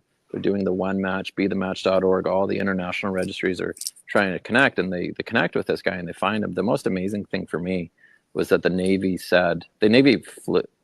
paid to fly him to the U.S. to donate his stem cells. It's wow. That moment. Oh yeah, like God bless the Navy, man. Like the Navy could have said this guy's busy, right? Like 2012, what wasn't going on? I believe that was when there was conflict in Syria with Bashar Assad. I mean, I could be wrong, but like there's always something going on. They could have said this guy's busy. And so the Navy flew him from Japan, got the stem cells. I'm like, okay, well, I got to meet this guy one day. Well, in the 7 years I was waiting to meet Nathan, I didn't think it would take 7 years. A friend took me to Alaska with the Leukemia Lymphoma Society. Tim ran a marathon for me, picked up a pair of shoes, started running. First marathon, because marathons are really hard, was actually at Disney, and that was in January of 2015. I spoke on stage before 20,000 people, during the Disney marathon weekend. Long story short, because of the traumatic brain injury and spinal cord trauma, I was and am considered an adult with disabilities. And so because of that, I'm allowed a longer time to qualify for Boston. And because some guy said I wouldn't go to Boston, I went for 3 straight years. And that highlight was the 2017 Boston Marathon. Had a 25-minute personal best at Boston. Was the 3rd place adult with disabilities, top Canadian, and actually beat that particular individual that said I would never go. The other part that was really cool with that was my 5-year anniversary. And those of us in the cancer world know that 5 years is always an important marker. So that was my 5-year transplant anniversary, which I was given maybe a 30% chance of living to that. And then from there, it's like, well, when are we going to do this? So 7 marathons in 7 years waiting to meet Nathan, 7 trips to Disney waiting to meet Nathan. Guess where we met Nathan? At Disney during a race. Disney. And that would have been November 2019. So that was a lot of work. We got the whole thing set up. I connected with some of the folks that run Disney. That story alone, Tim, me meeting Nathan, is still a highlight of my life. Wow. I mean, imagine meeting your donor at Disney. Imagine meeting your donor during a race weekend where he gives you your medal at the end. And the sports announcer, her name's Carissa Galloway. She's like, "Let's hear it for Boyd and his stem cell donor, U.S. Naval Serviceman Nathan Burns." And like across the finish line, she gives me the medal. People still cry when they see that. I did a podcast interview with Chris in the summer, and I said, "Listen, you doing that just brought the magic to the moment. I want to take a moment to thank you, because that video has probably been seen by 1 million people." So anyways, my wife that hates all sorts of media attention despises the fact that I have such a public story. But we were in Ontario at the time. And if anybody remembers what happened a few months after that, it's this thing called COVID, which you may have heard of, Tim. And so I spent a lot of time in this office during COVID. Yes. We got locked out of traveling to the US. We got locked out of Disney, which was our happy place. And so in March of 2021, my wife made the suggestion, why don't we move to the Canadian Maritimes? So we're in Moncton, New Brunswick. We moved July of 2021, got here, realized I didn't know anybody, kind of went dabbing online with the cancer community in that fall. Another interesting side note was October of that year, 2021, September or October. It was around there. Ran my 8th marathon, which was Boston requalifier. So that was exciting. I decided I was going to go back in the spring of 2022. And somewhere along the way, I connected with you. And this would have been February 2022. We're doing a live. We're doing the Man of the Year. We're doing the Leukemia Lymphoma Man of the Year event. Jenny Gold, right? You were on Jenny Gold's show. I was on Jenny. Well, Jenny was there. I can't remember how you were doing this, but the excitement was we were helping you to become the Man of the Year to raise money for the Leukemia Lymphoma Society. Yes. Right, and she was one of the live stream hosts, and you were. She was a live stream. I was the guest, and all. At least part of the time, you were the guest.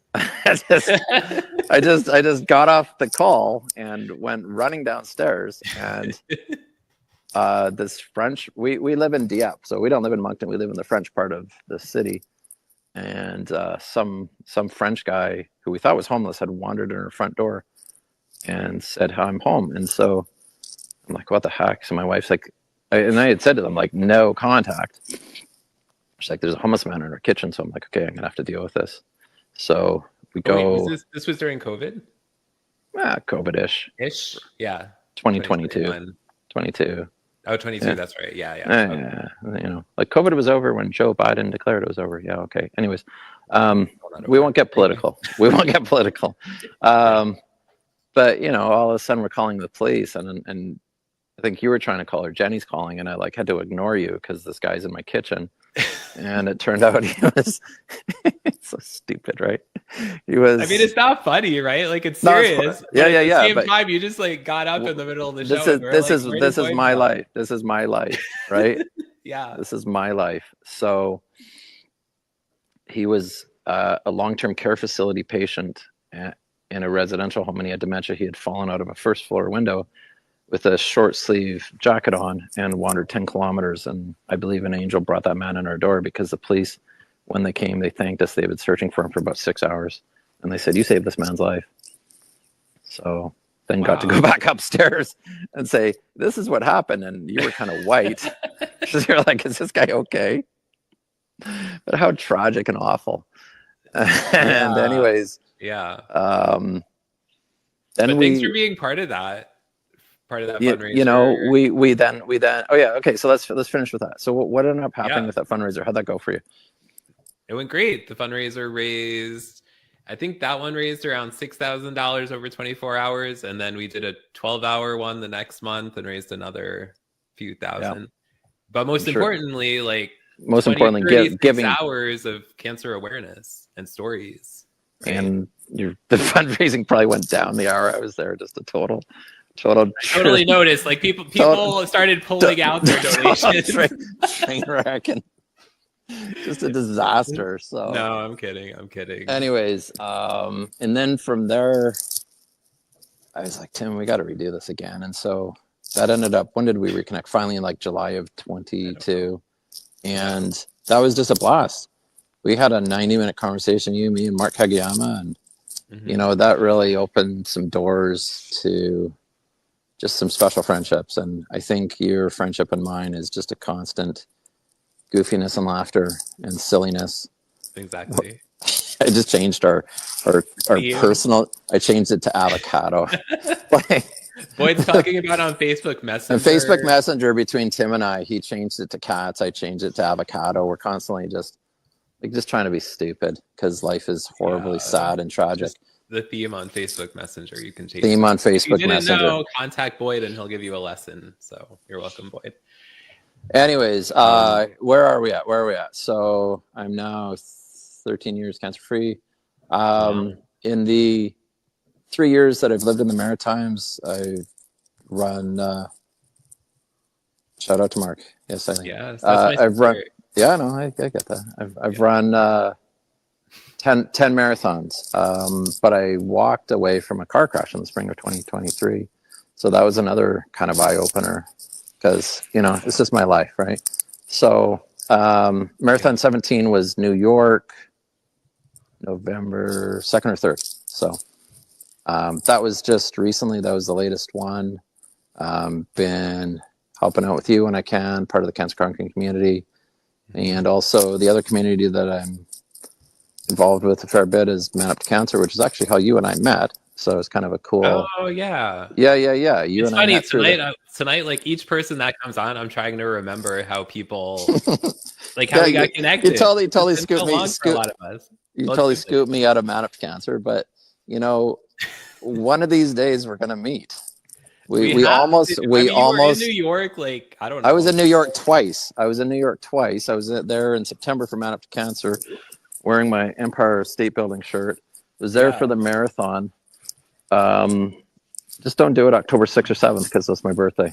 So maybe this coming up 2025 showing up perspectives on cancer. In all seriousness, though, I've met some wonderful, wonderful friends through your community. And actually at the Man Up to Cancer gathering in September, I met Zach Demopoulos for the first time in person. Yeah. That was pretty special. Anyways, so I was on earlier. Just seems like we're celebrating an anniversary. Is there anything else that I need to make mention of, or what are we doing tonight? What are we doing tonight? I'm just winging it. Tell us about you do all these crazy marathons. I mean, like in a good way. Like in a good way. What inspired you to start doing that, and how do you keep going? Like every day, I see like another picture or video of you doing a marathon. Right. Like where does that insanity come from? In a good way. In a good way. It's the same spirit as the doctors telling me I wouldn't live the year. It's a tenacity, and it's whatever. The same spirit where some guy said I'd never run a marathon. Same spirit where a guy said I'd never run the Boston Marathon. The same whatever. And you know, we have wonderful doctors in our community, like Dr. New, for example, right? Yeah. If I had Dr. New, maybe shout out to Dr. New, but if I had somebody like Dr. New, maybe I would have died. I would have been like, oh, okay. Right? Like, I'm going to see Jesus. You know what I'm saying? But it's just rude people telling me what I can't do. And that's the number one thing. Like, why did I make it and other people didn't? Like, I remember the doctors telling me I was going to get graft versus host disease. And I just remember speaking in my spirit. I didn't announce this publicly. I'm like, in Jesus' name, I'll not get graft versus host disease. So graft versus host disease, as you probably know, Tim, is just a horrible, horrible illness that affects a lot of our friends Yeah. in very horrible, difficult ways. And so working through personal discipline, nutrition, just different disciplines, studying the Bible, praying to God, making forgiveness amends with people that I need to, things like that, living my best life possible. I was 37 when I was diagnosed with cancer, given 6 months to live, and celebrated turning 50 on October 7th, right? So 50? I thought it was 20. 30 years ago. When would that have been? 94. So, like my point is if your why is bigger than what you're doing, you can do a lot of things. And I was on a podcast a couple of years ago, and basically I said I'd like to do 25 marathons and do 25 trips to Disney. So I'm at 17 for both. Wow, that's amazing. Turns out going to Disney costs a lot more, but it's less work. I'm sure. It's just less work. It's less work. And I would like to eventually, it's okay if it's okay that I share this. There are different charities that you could fundraise for the Leukemia Lymphoma Society to run the Boston Marathon, right? So my goal or my dream, if it's okay that I share, is maybe one day in a few years, Man Up to Cancer is an organization that people can fundraise for to run the Boston Marathon or New York or whatever, right? You remember Lee, right? Our friend Lee Silverstein, the past. Silverstein, yeah. Right, I met him in person at Podfest. I met him at Man Up to Cancer Gathering in 2023. He changed my life. What he said was, he's been the best 12 years of my life. And I'm like, holy crap. Like, this guy's been terminal this whole time, and it just changed my life, right? And so I think of guys like him that have passed, or how positive and loving they were, that I want to drive that forward, and I want to pay it forward. And we've lost a lot of friends. We really have. And, that's not the thing that we're going to take away from tonight, but it's remembering people that we love, why we love them, why we remember them. And, kind of what would they want me to do, or how would they want me to live my best life? So is that a profound or deepish whatever? No, I'm glad you brought that up, because like, here we're all about hope, and we be silly and are silly a lot. but there is that aspect to cancer that Right. like, I was going through the list of all the previous guests of the show to invite people for tonight, and there were several that had got passed on. Right. Lee, Rebecca Johnson, who I also met at Podfest last year. We did a Perspectives on Cancer meetup, and she was there, and she was a guest on the show. I found out recently that Marcel Presley passed away. He was on the show on the earlier side. When did he pass? I don't know. I saw it on a YouTube video the other day. Somebody was doing a show and they mentioned him. Yeah. And so I didn't know that till the other day, and I was just kind of in shock. Marcel was a very kind man. Yeah. And this is the first I'm hearing of it. Rest in peace, Marcel. God bless you. Yeah, and I remember we were communicating. He was in the hospital at one point, and he wanted to share his story more. Like, even on his LinkedIn profile, it said, like, sharing my cancer story or something like that. It's kind of interesting, Tim. I had a girl reach out to me on LinkedIn who, I don't remember her. I used to be a mortgage broker before I got cancer. You were? Oh yeah. I didn't know that. What? I don't even know that. Oh yeah, I was. I would help people consolidate debt, buy homes, first-time home buyers. They run up debt. That's what I did for years. I have no idea. Breaking news, Boyd Dudley. Breaking news. I'm not that dumb with finances. Anyways, but this girl reached out to me. She goes, "Boyd, I interviewed to be your assistant in 2009." I'm like, okay. And she's like, "I have had leukemia. I've been this." I'm like, what? So, shared the video of me meeting Nathan, shared the story of whatever, hi, Bill, thank you. Shared the story of being healed of cancer, I think the biggest reason why God spared my life is to bring hope to others. Mm-hmm. I very much enjoy living a private, quiet life here in New Brunswick, but just do a Google search of Boyd Dunleavy at Disney, right? Like this is dichotomy of whatever, right? And it's kind of one of those things. I wasn't trying to be famous or popular. I was just trying to survive, right? And you have different types of cancers. And I've joked with you in the past. You were able to keep it quiet until you chose to share your story. Mm-hmm. My story was so desperate that we reached out to the community. We needed help. We needed a transplant. And to find out afterwards that like a U.S. naval serviceman not only got the call, but was willing to. Oh, here, can I share one more story? Because I'm going to do it anyways. Yeah. So I might as well ask. 5 more minutes, so go ahead. Yeah. Might as well ask. So Tim, I don't know if I shared this with you. So July of 22 was when I met Mark Kageyama and all that stuff. But we went back to Florida. I'm trying to look at the camera properly. We went back to Florida and spent like 3 weeks there. And I actually got to spend time with my stem cell donor, Nathan, again. And this is such a cool moment because pinned to my Facebook profile or Instagram is like me just sort of interviewing Nathan, asking him. But right before that, it was such a cool moment. Nathan had married this girl, Kim. Oh, here's another thing that's cool. So I'm just sharing this for context. Kim is Black. She's African American, right? Mm-hmm. So I met summer of 2022. I meet Kim for the first time. She has 2 little girls. Nathan had married her. We go on the Skyliner at Disney. Kim's like, "Oh my gosh, we're gonna die!" It's like it's just it was silly. We just took the Skyliner from one place and then took a boat between 2 of the Disney parks and got off at the boardwalk. We get off and this family of 20 comes up to us and says, "Excuse me, would you take our photo?" I'm like, "Yeah, okay." And so one time in my life that I was able to say, guys, that's my stem cell donor, U.S. Naval Serviceman Nathan Barnes. And the entire family of 20 people just broke into tears. I'm like, what is going on? And they're like, we're here at Disney to remember our father. He was on the transplant list. He had leukemia and he passed away. And we flew here today. This is the first piece of good news we've heard in 2 years. And I'm like, oh my gosh.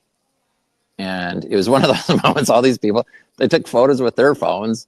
I'm like, just find me on social media. And they just kept it on their phone.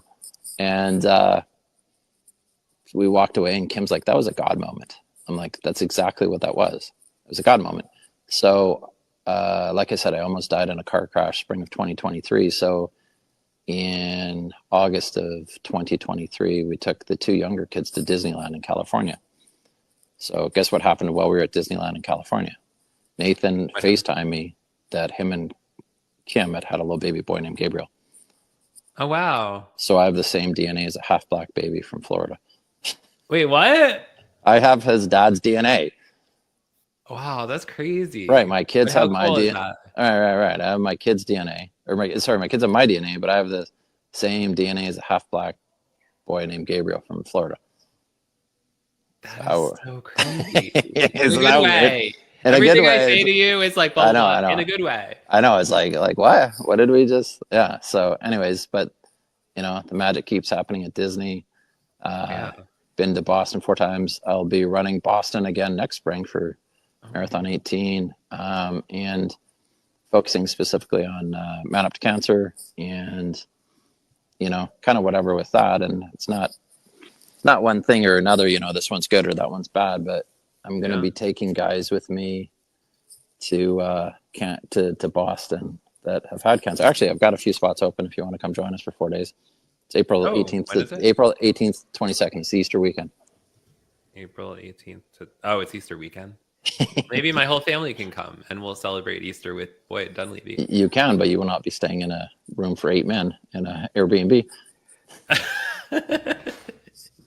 Right. Anyway, thanks. Yes. Consider. Thank you, Tim. Wonderful to see you. Congratulations on 3 years.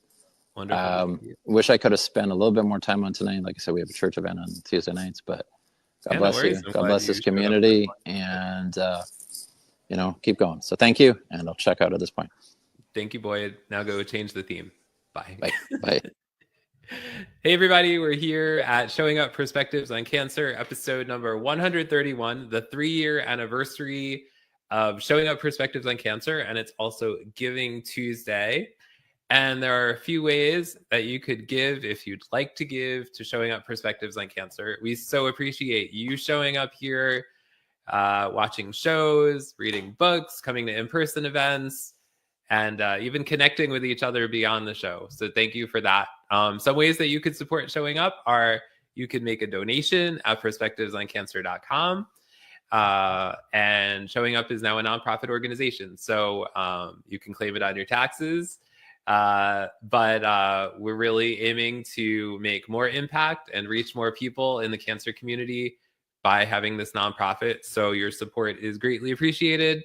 You could also purchase the Perspectives on Invisible Illnesses book, which is only $9.99 until tonight, which is about half price of what it normally is. That's the paperback version. And then also for $4.99, you could get the Kindle version.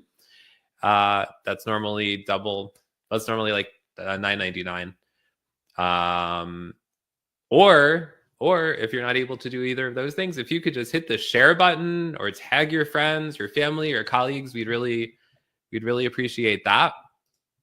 And I'm really excited to bring on our next guest. I could tell she is so excited to come on the show. And I actually met her in person at the Showing Up Perspectives on Cancer in-person event in New York City was it October already? It's like December. It's almost Christmas. So it's hard to believe. But here is our next guest. Hi, Karen. Hi, Tim. How are you? I'm doing great. It's great to see you. Great to see you as well. You have a lot of artwork going on in the background there. Yeah, I don't even know how to shut that off. But yeah, that's my artwork. It started actually with my cancer story. It's part of my way of coping with things. Painting? Yeah. Drawing. I've always been a little artistic. I mean, that's really cool. Mm-hmm. Super cool. And you also have a skeleton? Yes, that's Mr. Bones. He helps assist with everything I need to educate my clients with if I need be. It was something that my parents gifted me for Christmas, actually. And oh, wow. What was it, 1994 maybe? Mm-hmm. Very cool. So Karen, tell everybody who is Karen and also what is your connection to cancer? Well, my connection started in high school some years ago in the early 90s when my cousin was diagnosed. And it was a shock to me because he was the sweetest, kindest, most generous cousin of all. He was so gracious. He would always let like the little sisters play and set up games and things like that. So if cancer came down and struck someone, you were like, what? Why him? And so that had a very deep effect right off the bat. And I still to this day do not know which type of cancer it was, but I remember the decline in his physical appearance and such. And, he had a big tumor in the back. That's all I knew. That was all that was explained. So for me, as someone who was very young to have that experience, it was much different. So that's kind of my twist. I know many of your guests are, professionals and, battling cancer themselves or in that fight, whereas I just know a lot of people personally. Yeah. And I'd remove the word just because your story is so important as well. That's kind of one of the things that I love about this community here is that we have people who show up from all the different perspectives and we can learn from each other. Because I am never going to completely understand your perspective as a cancer patient and survivor. But by having conversations with you, I can try to understand as best I can, where you're coming from and vice versa. Does that make sense? Absolutely.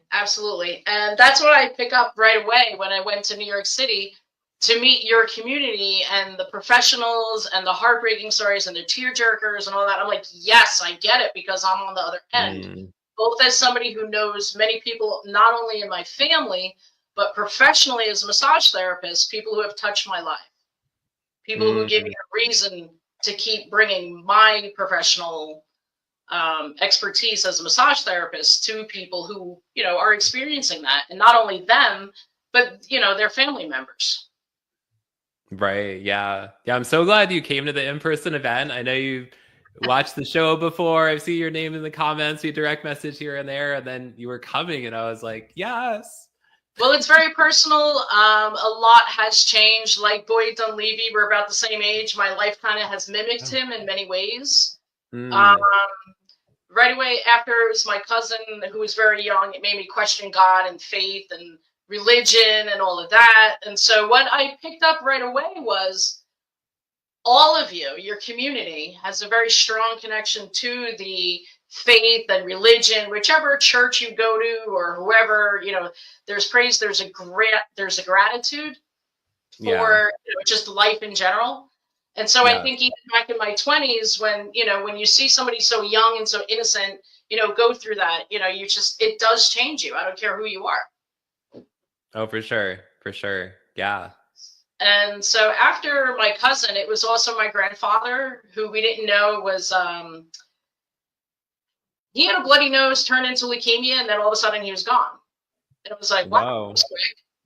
And then some years later, my father was also diagnosed with stage 4 melanoma. And it was something that we knew. Like, we knew there was a birthmark, and it was growing and this and that. And I don't know what was done, to be honest. I was still, pretty young. They didn't want to have those conversations. So as a family, that's what I bring to the perspective, whereas I see so much, with the family, your support team, your tribe, your community, your whatever, having that ability to just have that communication is so important. Check in with people, check in with your family members. When I was young and I lost my cousin, I was still in high school. I had to leave school one day because I was just too upset. I couldn't focus. So it affected me differently, And then I lost my dad at the time. It was like so influential that, barely 22. So that was very influential. My father recognized me as his back rubber, which began my interesting career as a massage therapist.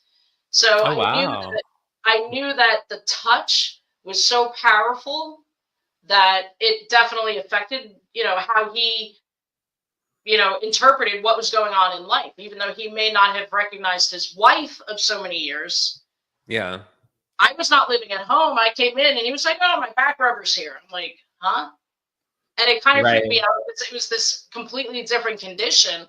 Medically, as now a healthcare provider, I'm feeling lumps and going over the skin. And to me, it was very much like a frog it reminded me of. Okay. But it was so soothing to him. So knowing that, like, I had the proof right there. I didn't need to take a class to tell me that massage is going to help somebody who's going through that stage. Right.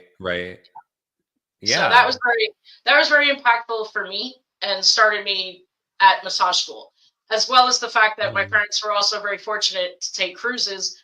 They thought I would be on a cruise ship somewhere working, traveling the world, but that was that's a different story. So that's really cool though, that because of your connection with your dad, that's what you do. Yes, absolutely. Although he did ask me, he's like, are you sure you can make a career out of that? I left actually a doctorate chiropractic program for that. So yeah. Okay. Yep. Okay, cool. And so my other perspective is that with my father, it was that he was somebody who hated the sun.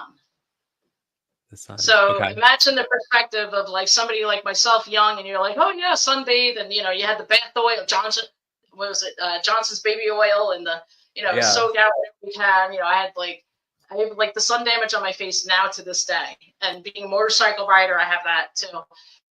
Mm-hmm. But for somebody who hated the sun to pass from melanoma, it killed me. Yeah.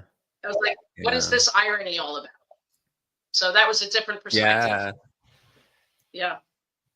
You have a lot of perspectives, connections, and it's like a spider web, I could just keep branching out. Where do you want me to go next? Yeah. Do you think there's been a silver lining for you at all? Like having these connections to people that have cancer or had cancer?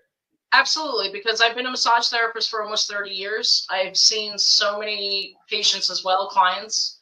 Of course, there's like the HIPAA law, so I can't name anybody, but I just might throw Yeah, it of out course. there that I've worked on a few. And Yeah. you know, I've had women who have come into the room, and you know, here I am, like, this is my mastectomy, and I'm like, what? Or you know, hold on, like, you Yeah. know, let's slow down. Let's talk first. And so it's very important to me as a healthcare professional to really bring the expertise and to ask the right questions. What are these people going through, whether it be physically, mentally, what their medications are, even to the point of like oils and how they may affect the body. Oh, sure. Yeah. But scar tissue work, the lymphatic system, I mean, everything, you have to know what you're doing. Yeah. So That's really cool. Yeah, and there's a lot that goes into that you have to know, I guess. So how Well, how did you learn all these things? Well, it started, of course, being a massage therapist. And in New York, of course, we have a 1,000 almost hour program, as opposed to other states who may only be 500. Okay. So New York education is serious, and you're respected a little more, I think, in the community. You definitely get grandfathered with other states that have lower required hours. So my next mission is to become certified as an oncology type therapist. I've taken a lot of manual lymphatic drainage. I can do it with my cupping therapy. I can work with clients. I have the utmost capabilities. I was last, told that, okay, you'll be our oncology specialist and you'll be this specialist. So if you show people that you've done the training, and the training to me is so important, finding quality educators, certified educators, accredited organizations, it's important. And it's important to ask as a client. Sure. Because, in every profession, I think there are people who do good and, whatnot. And there are people who kind of just, ride the curtails, if you will, Right. use Yeah. your way out, if you will.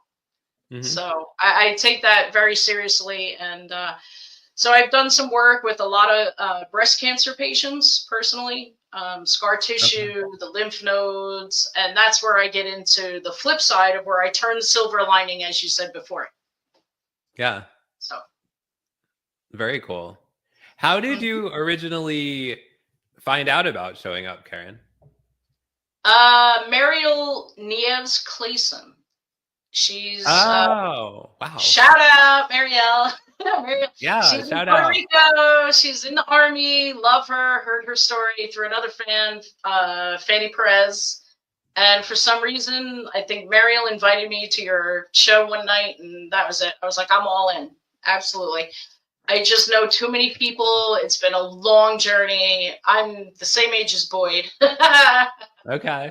It's saying, but yeah, all of a sudden you have this, epiphany of like, wow, yeah, I've been in this industry 30 years and I want to give back. You want to share your story. You don't mind. I speak for myself, my family, my, extended family. I have a handful, a father and 3 sons, my dearest cousins, all battling prostate cancer. Wow. I'm sorry. The first son, he was already gone through remission and everything's wonderful, I think. Then the 2 brothers were diagnosed, and that led to me getting involved with the Yale New Haven, Connecticut Smilo Center. They do a ride closer to free, which is a cycling event. So if you're not a runner, you can certainly look into that event. It was amazing to see my cousin ride, and they ring cowbells, and it's so much fun to just shout out and support. And they had a great band in the end, and you have, all your, it's a great gathering. Yale, New Haven, shout out my cousin. I owe them, his life, so to speak. Mm. And so then we found out recently that his father's now diagnosed, and I'm like, oh, come on! I'm like, are you kidding me? And so the other perspective I have is that this family found out there is a direct connection in your DNA and gene pool. So it was in whoever's genes, and it's traveled out every single man in that family. Oh wow. Yeah. Wow. Yeah. So there's another perspective. Yeah, there's a lot. There's of so many perspective. different. It's like it's all around me. And for like Yeah. the first 20 years, it drove me nuts because I wanted to just call it an asshole like all you, Right. Yeah. curses, curses. Yeah. Well, I'm glad Marielle told you about the show. Talk more about like what's your experience been like watching the show, coming to the in-person event. Just talk about your like experience here. I love it. I was gonna say shout out to Rochelle and her daughter, and Amanda and Bronwyn. Bronwyn, yeah. Braylon. Yes, Amanda. They all impacted me so because you just can't sit there. As again, so many people talk about storytelling, human connection. So I think that's what did it for me, because you can sit there. I don't care who you are. Like, you have to have a soul. Like, obviously I'm going to connect with these people coming out and sharing the story.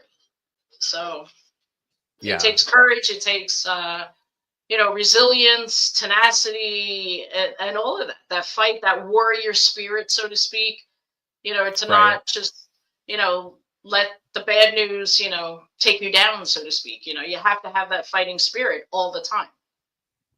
Yeah, exactly. And tell everybody how they can connect with you, Karen. I'm on LinkedIn, and that's it. That's the only social platform I am on. I have seen reviews and this and that, and I'm here and I'm there and on Pinterest. And I know I Googled myself the other day, and a fellow coworker came up, and she's African American.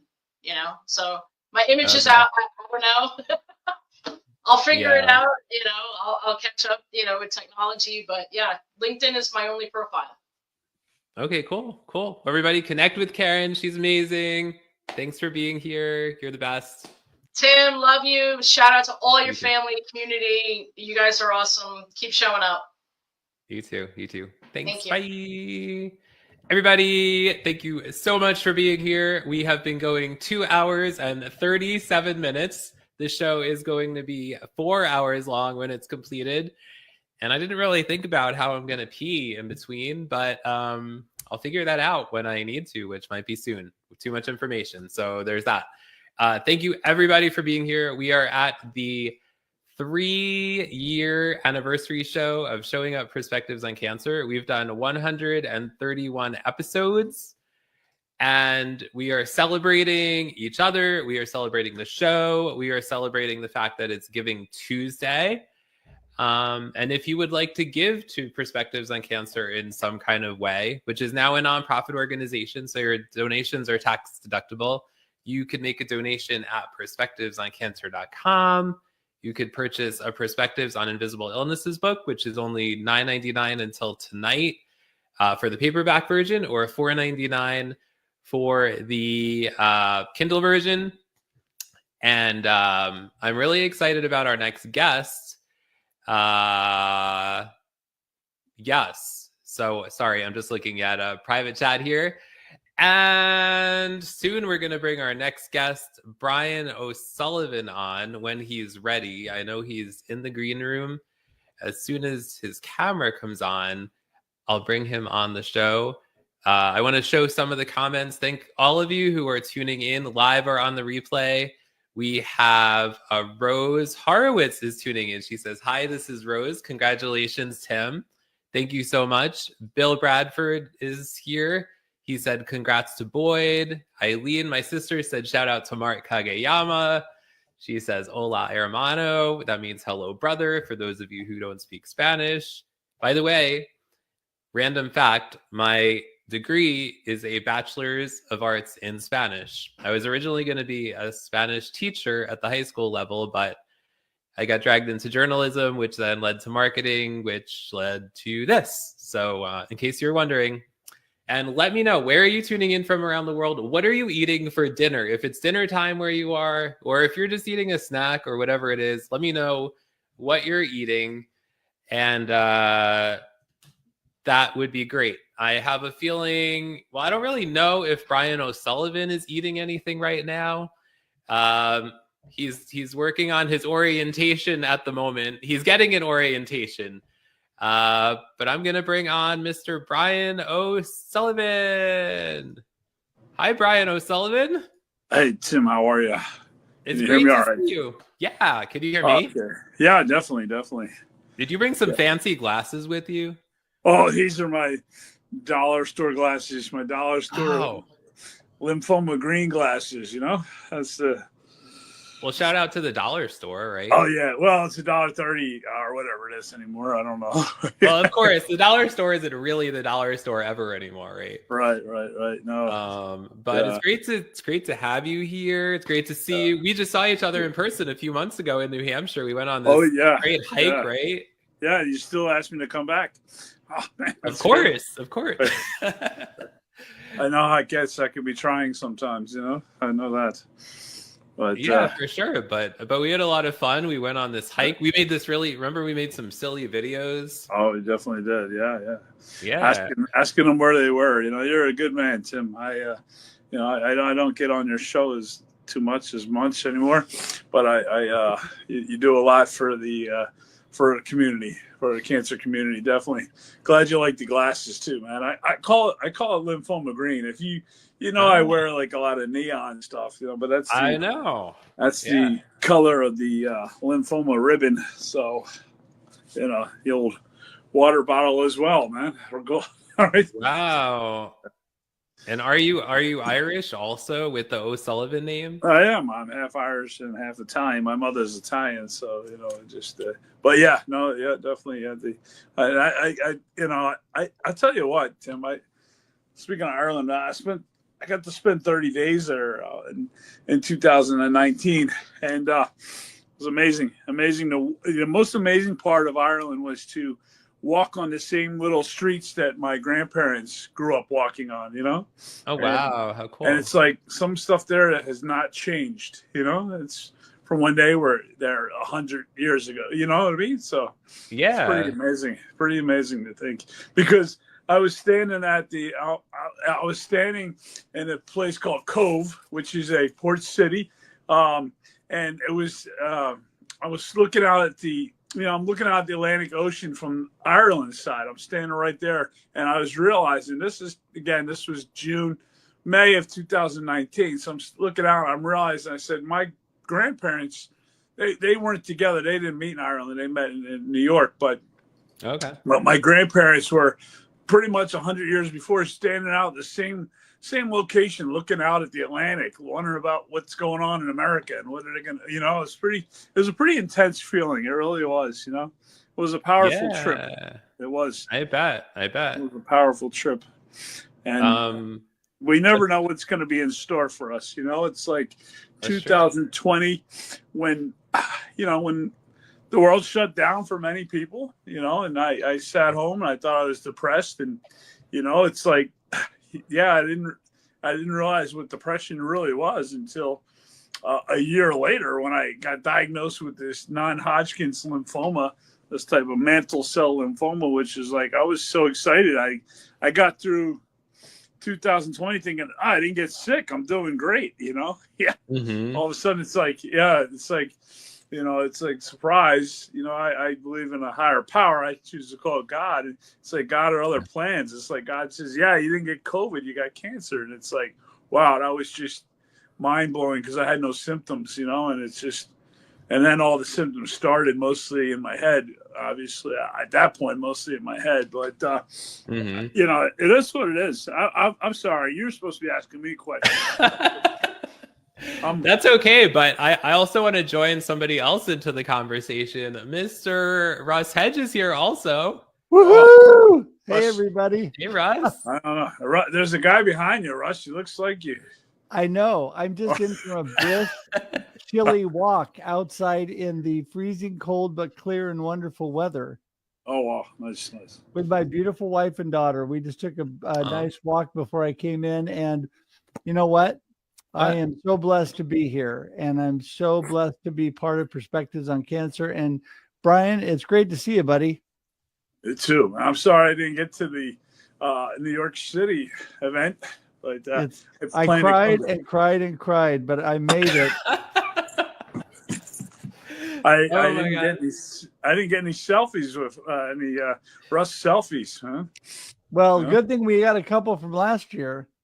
Oh yeah. I That's look great. at You them every guys night. met.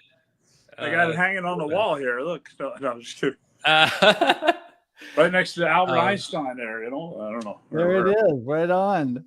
Oh yeah. yeah. But Brian was sharing his connection to cancer. Russ, what is your connection or connections to cancer? And thanks for being here. I know you've had a lot going on today. Yeah. Well, I took another nap and took a walk before the show, so I'm all good to go. Well, you and I first chatted. My connection was supporting people and amazing friends that were going through that, and supporting you, Tim, in your journey. And then you interviewed me about my dad and my connection through my dad going through and ended up ultimately going to heaven because of lung cancer. And then, voila, guess what? Right after the month my mama passed away and went to heaven on my dad's birthday, by the way, which a few years later, I found out that same month that I was diagnosed with cancer, metastatic melanoma. And I had, with God's help, beat the cancer. All was good. And then after about, I don't know, a little bit less than a year, going through my normal routine checkups, PET scans, and all of that, they found something they didn't like.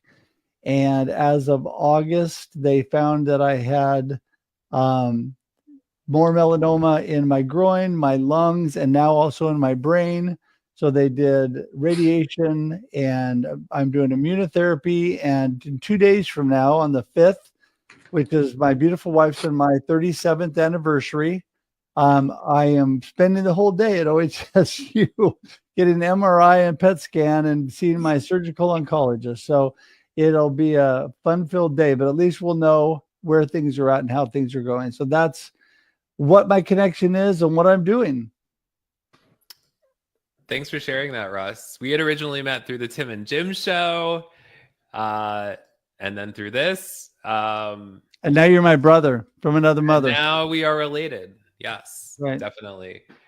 So Russ, what, like, your cancer journey has evolved a lot over the period of time you've had it. What motivates you to keep going in your cancer journey? Well, God, number one. I'm a firm believer that God's not done with me yet. And I'm here to inspire and encourage people through life. And what is life? Life is ups and downs, good and bad. And it's keeping a good perspective in spite of what's happening to you. You know, we're not defined by our circumstances. We are not our circumstances. And until my last breath, I will keep praising God and sharing hope with others and encouragement and inspiration, no matter what people are going through. Because some people have cancer, some people are dealing with family issues, or who knows what. I occasionally put out a message because I love to support people, and I'll put out a message, say, I appreciate everybody praying for me. I would love to pray for you. What do you have going on? And I got just an incredible, sad, but good all in the same time response yesterday. Somebody who had lost a brother, or a son, they had lost their best friend, and they had lost their animal, all within the span of like a year.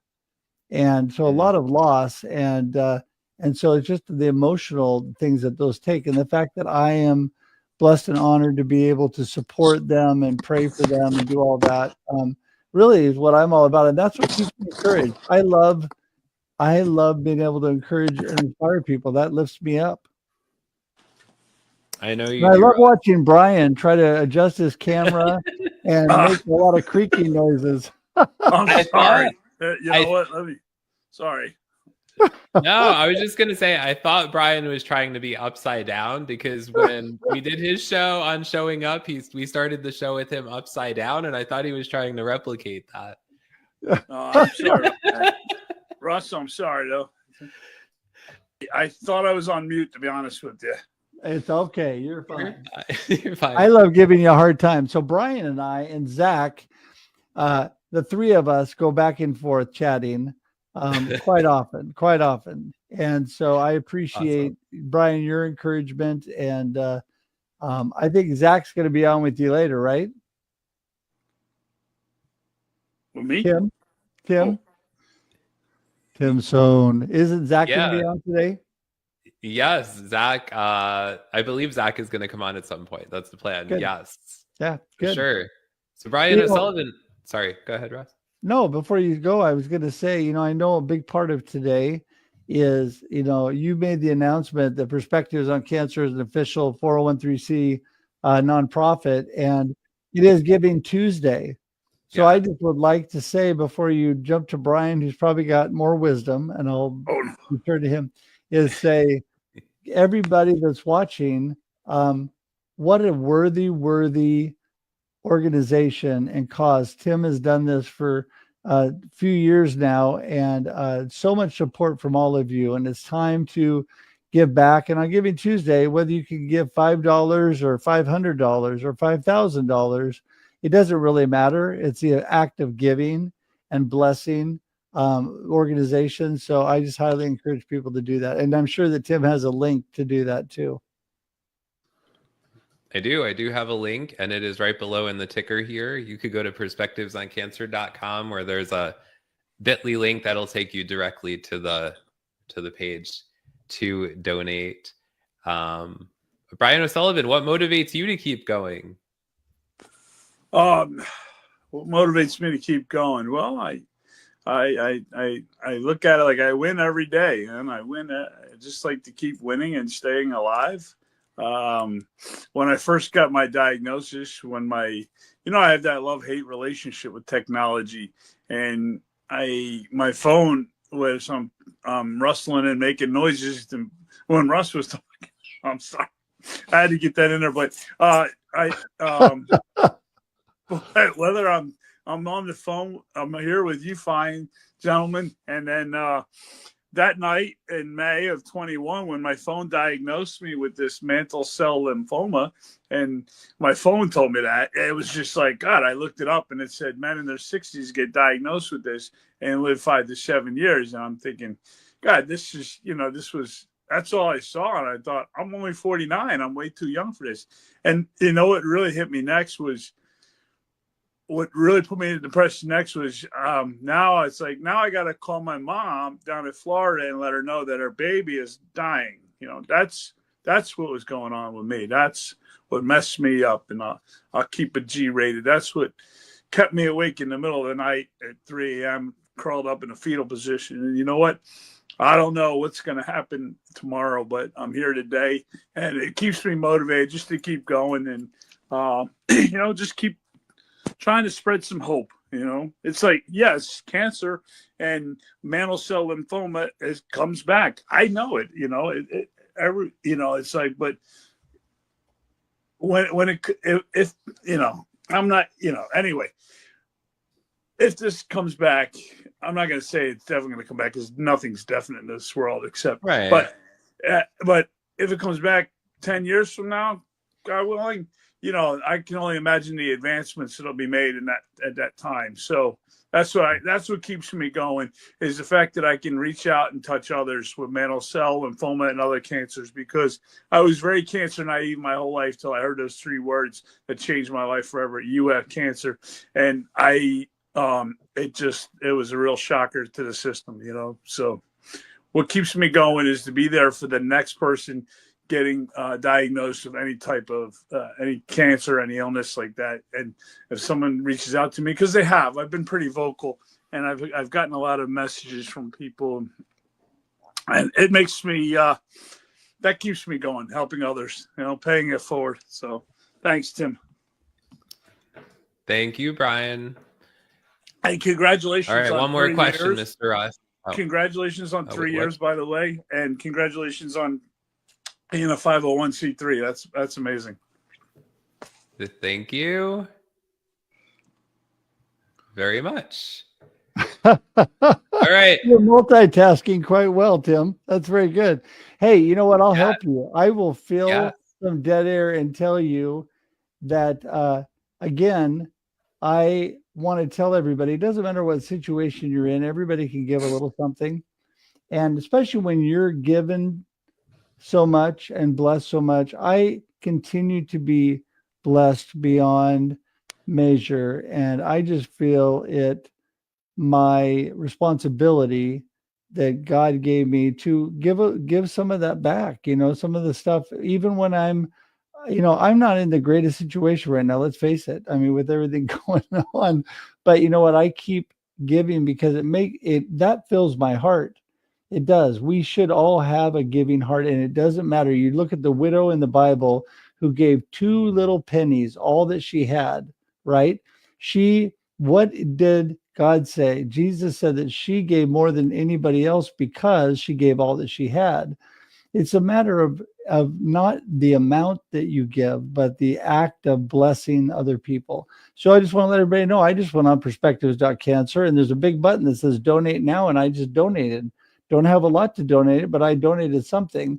And so I'm not saying that to pat me on the back. I'm saying that we all need to get on there and do a little something. It's a worthy organization. Tim is a blessing to so many.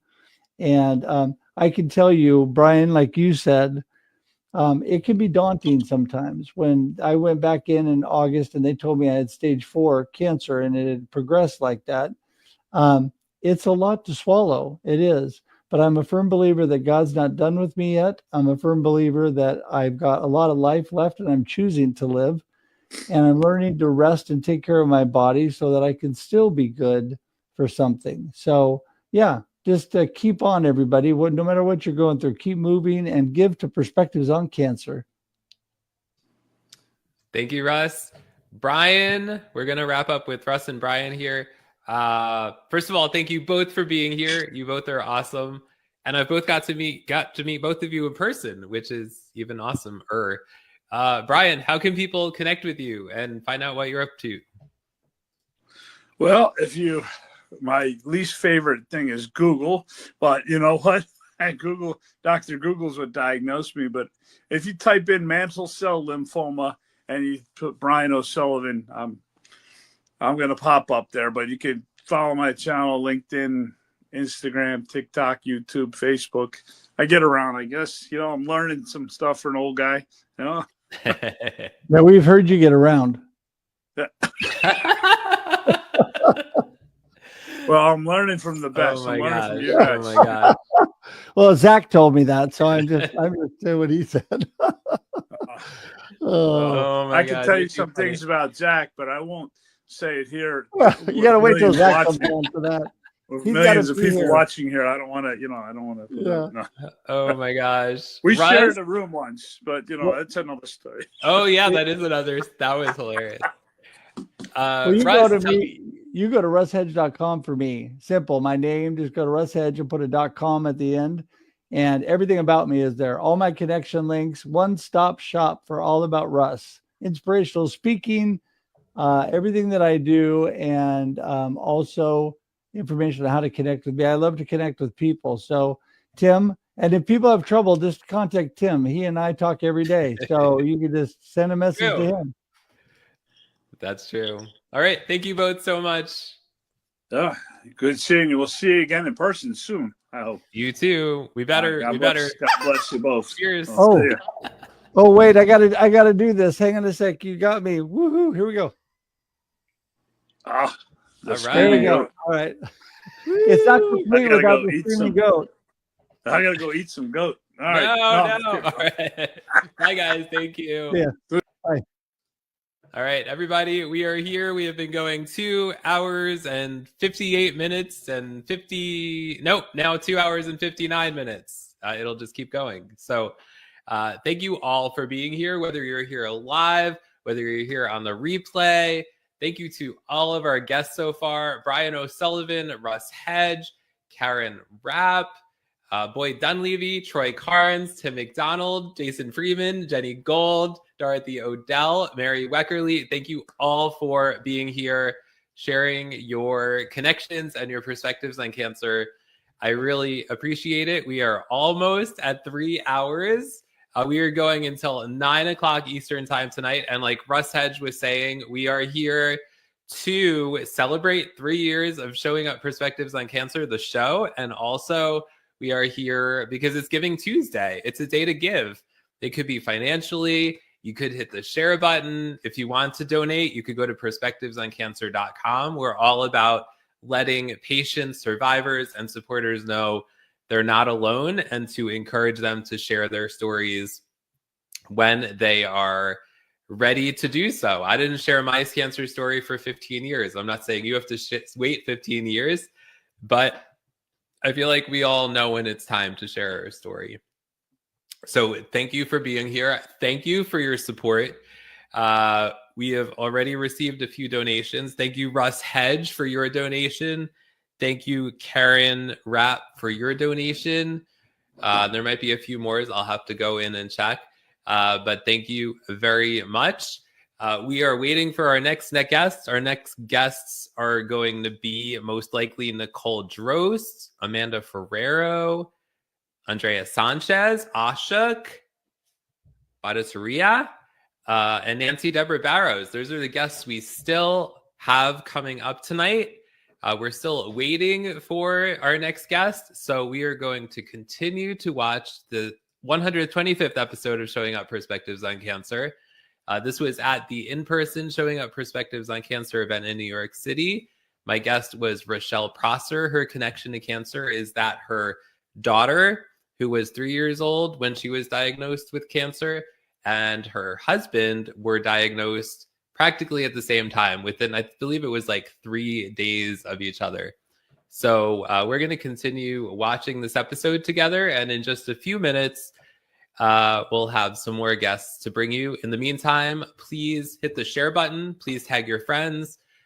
Please go to perspectivesoncancer.com. If you're able to, make a donation, purchase a book. There's 3 different books: Perspectives on Invisible Illnesses, Perspectives on Cancer, Cancer Patients, Survivors, and Supporters Share Their Stories, as well as Perspectives on Cancer, Stories of Healing, Hope, and Resilience. Between the 2 cancer books, there are 25 stories of healing, hope, and resilience. So I appreciate your support, whether you show up financially, whether you show up some other kind of way. You guys, your support is so much appreciated. And I think a guest might be popping into the green room. I can't see her camera yet. Oh, I see a face. I see a camera. And here comes Amanda Ferrero. Hi, Amanda. Are you there? I think you're frozen.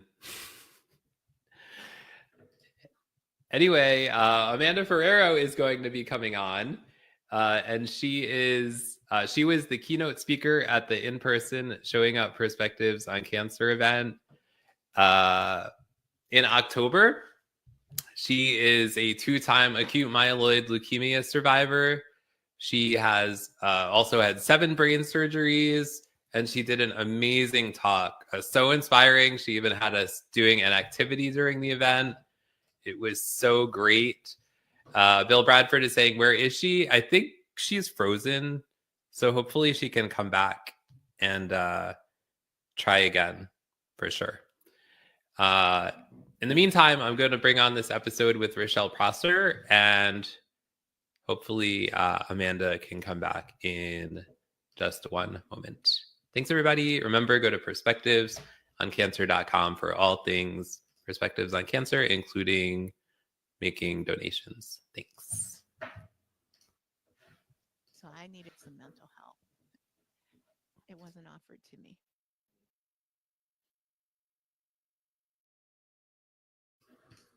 Okay, I think Amanda is back. Let's try again. Hi, Amanda Ferrero. Hi, can you see me now? Yes, you were frozen. Oh my goodness. I'm so sorry. No, I'm just glad you're here. Frozen, alive. I mean, I'm not unalive. You know what I mean? Yeah, I gotcha. This is how I'm speaking after 3 hours of being live. So bear with me. Oh my goodness. That is a long time. How's it going? Yes, it's going good. It's going good. How are you doing? Okay, dealing with it looks like I might have to have like double knee replacement surgery. Wow. Yeah. So, just dealing with doctors and I have chronic graft versus host disease and it's in my bones and my joints. So unfortunately sometimes there's like a lot of pain and things I'm dealing with. So right now, in conversations with orthopedic surgeons trying to figure out the best course of action for what in 2015 I had knee surgery and I was told I needed a replacement on my right knee anyway, so I kind of knew that was going to happen, but then I ended up getting cancer and I just never did anything with it.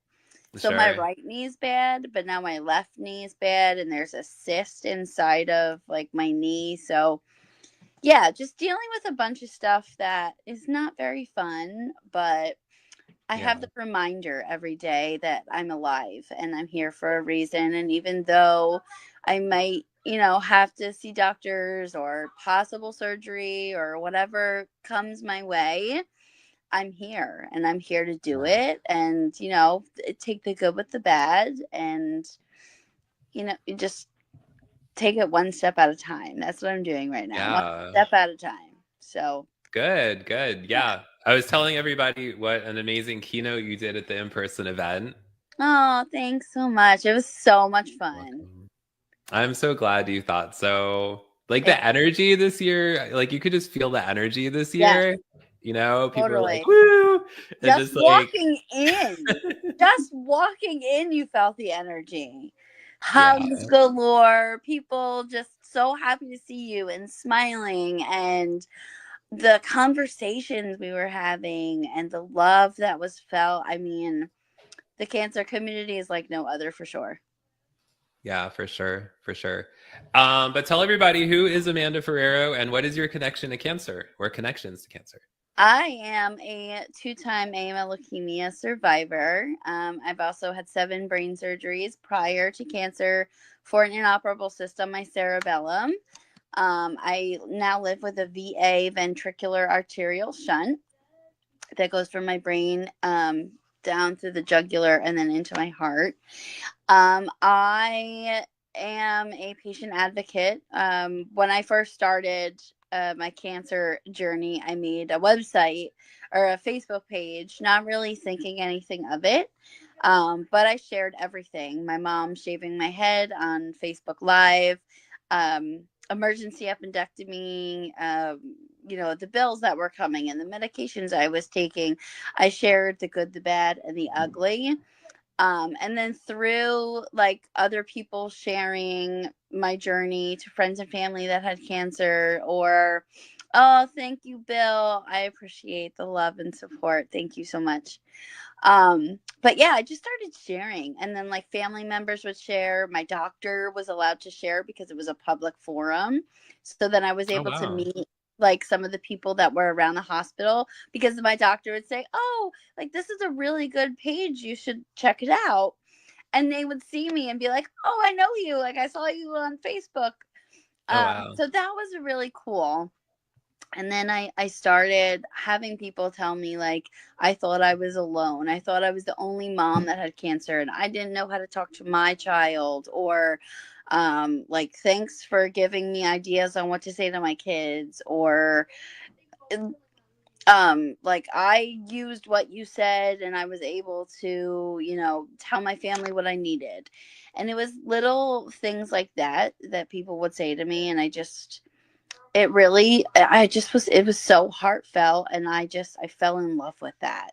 And I think that's where advocacy started for me, really truly helping other people that were in the hospital bed down the hall from me.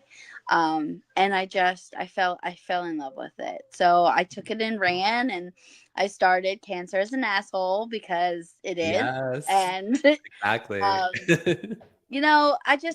I wanted it to be funny at the same time as like helpful. And, when I first started it, people always say like, oh, nobody's going to say that. It's not going to be good. You're going to get in trouble, blah, blah, blah.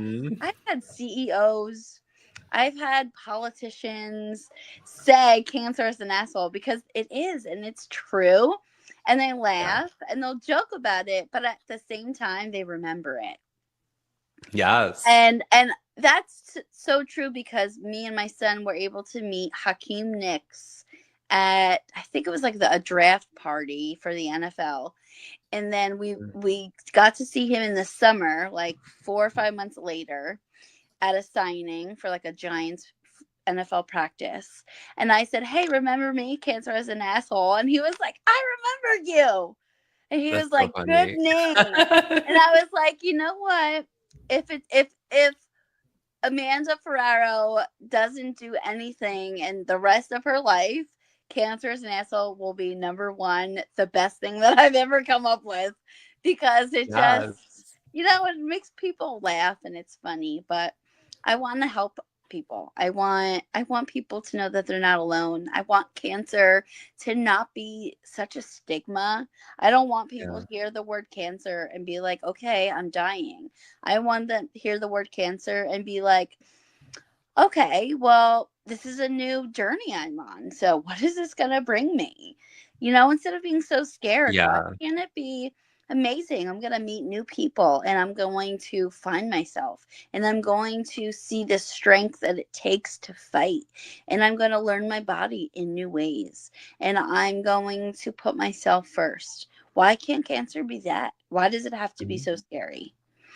Yeah, for sure. That's what I want people to know. Like, take advantage of the people who've been through it before and are willing to help you be there and are willing to help you go through it. The cancer community, I say it every time I talk or, speak or write something. The cancer community is amazing. It's not, the community you really want to be part of, but once you're in it, I have people reach out on a daily basis just to like, hey, I'm praying for you, or I'll reach out to someone, and just the love and support is truly there. It's genuine friendship and love. And I think what you're doing with showing up is really putting that in people's faces. And I think, Tim, you're so amazing to begin with, but what you're doing is really changing the way people see cancer and the way people feel about it. And the support and love that is out there, I think you're really bringing that to people's living rooms or cell phones or wherever they're watching your show. And that's amazing because change can be made from that. When people break down barriers and tear through walls, change happens, and you're doing that, Tim. Well, thank you. I'm almost on the verge of needing the Puffs, so shout out to Puffs, the future sponsor of the show. Yeah. Yes, we need Puffs. Thank you. Yes. And thank you for all that you do and all that you've done, like, here in this community, family, whatever you want to call it. Shannon calls it a family. I used to call it a community. He was like, family, use the word family. It's a family. And I'm like, I totally agree. It really is. Okay. So like, talk more about your experience. Like, you've watched shows, you've been a guest on the show, you've been a keynote speaker. Like, just talk more about your experience, like being a part of the Showing Up fam. Yeah. So I first met you a few years ago. I think like maybe through LLS or something. I don't even remember, honestly. Yeah. And I don't know. I just like, you were super nice. And then we like had a conversation, and I don't know. It just kind of felt like I knew you for like years. When like you meet somebody and you're just like, oh, that's my person. Mm-hmm. It's like I can be honest and raw with you, and like Tim, I'm just not having a good day today, and you're like, okay, cool, but like, what can I do to help you? That's like the person you are. Like, I'm gonna get emotional. I'm trying not to. Mm-hmm. It's okay. I just like.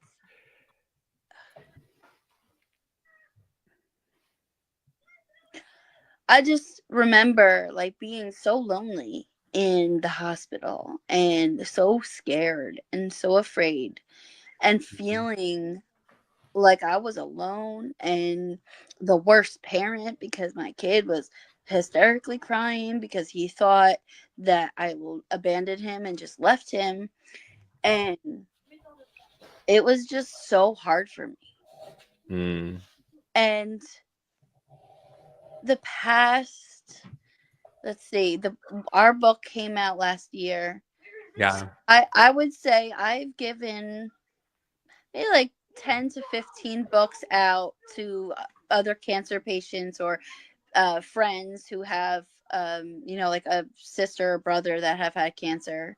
And the feedback that I've gotten just from sending them the book was so amazing.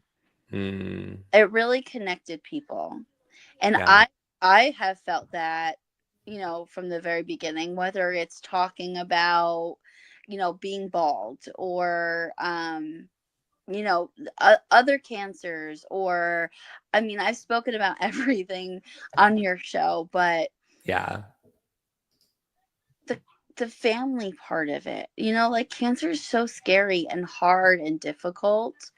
But when you have something where showing up, you can read people's stories and then feel not like you're alone. And there's resources, and you can go to people's websites and find people who have familiar likeness to you or cancers to you, or people who talk about the same things as you. They might have the same pets as you, or they might be into the same things.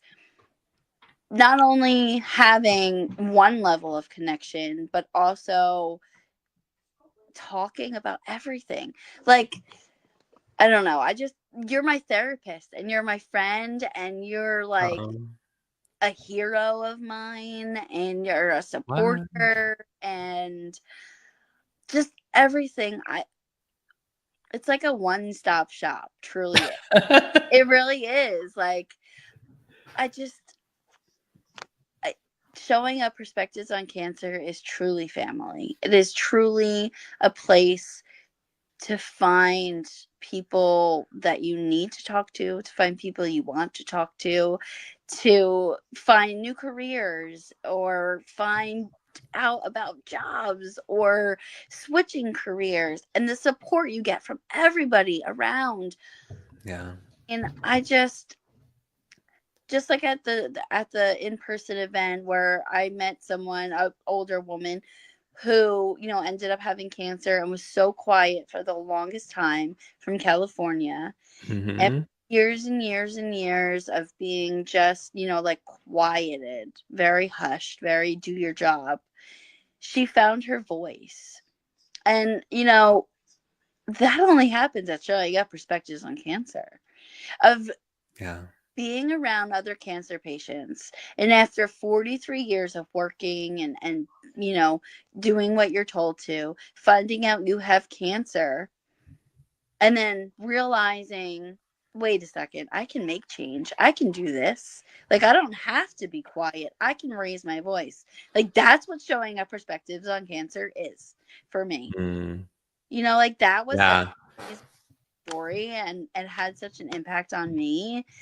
And I don't know. I have you to thank for that. I think this community, family, it's just so amazing. And the people that we meet, and oh my God, I cannot wait for next year Showing Up Perspectives on Cancer again. It's oh my God. I can't wait either. And thanks for all you just said. And I'm super grateful that you're my friend and all the other things. You're my therapist also. And you're an awesome speaker. And I don't know. I just like I had cancer for 15 years before I shared my story. And I did not connect with any other survivors, supporters, patients, in those 15 years, because my journey, I don't want to get into the whole thing now, but my journey was that I pretty much felt fine for all of my cancer journey, physically. So nobody would know. Even now, nobody would know, except I'm talking about it all the time. But So I just felt like who am I to share my story when like you can't see my cancer? I feel fine. I take a pill a day. I'm good, you know? But then after sharing my story, like I would have never met you unless I shared my story, I'm sure. Or like everybody else in this family here, you know?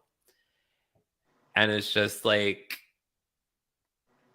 I don't know. Like my life was like totally different before sharing my story. And now it's just like so much better. And none of us like wished probably that we had cancer, but the silver lining of it, at least like for me, has been finding your community.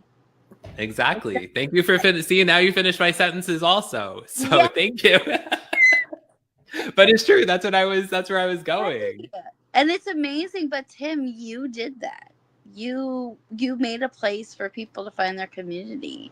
You've made it easy for people to find like-minded individuals. You're the man behind numerous connections. That's pretty amazing. You're pretty amazing. Thank you. You are so pretty amazing also. Thank you. I appreciate You're you. welcome. I try. It's okay. What would you say is like your biggest silver lining in your cancer journey? My biggest silver lining was turning cancer into a career for me. I love that. I think that I think after, I born with double pneumonia, I've had 7 brain surgeries. My sister had cancer when she was 6 years old. I had brain surgery. My aunt died from Ewing sarcoma. My grandfather died of esophageal cancer. I had an aunt died of breast cancer. Cancer's been in my family. And now knowing we have a genetic mutation, like obviously there's going to be more cancer within the family, but I would have never thought, like I always wanted to be a special education teacher. That's what I went to college for. Yeah, that's what I went to college for, and that's what I started doing. And then after my 4th and 5th brain surgery, because of things that happened, unfortunately, I wasn't able to finish school. So I wasn't sure what I was doing, and then ended up getting pregnant, and then ended up getting cancer. And I found my voice. Like I found me. I found purpose, what I really wanted to do, what gets me up every morning, what puts a smile on my face every day, whether it's sitting on the phone, listening into a doctor's appointment with a patient and helping them get their voice heard, or having questions for the doctor and, telling family what happened, going to Washington, D.C. on Capitol Hill and speaking with congressmen and senators and getting change, made for cancer patients. Department of Defense, CDMRP I've done before, working on, clinical trials for cancer patients, leukemia lymphoma societies like the night. No matter what I'm doing, cancer, it's completely changed my life for the good. It has given me new friends, a new outlook on life. It's made me closer in my faith to God.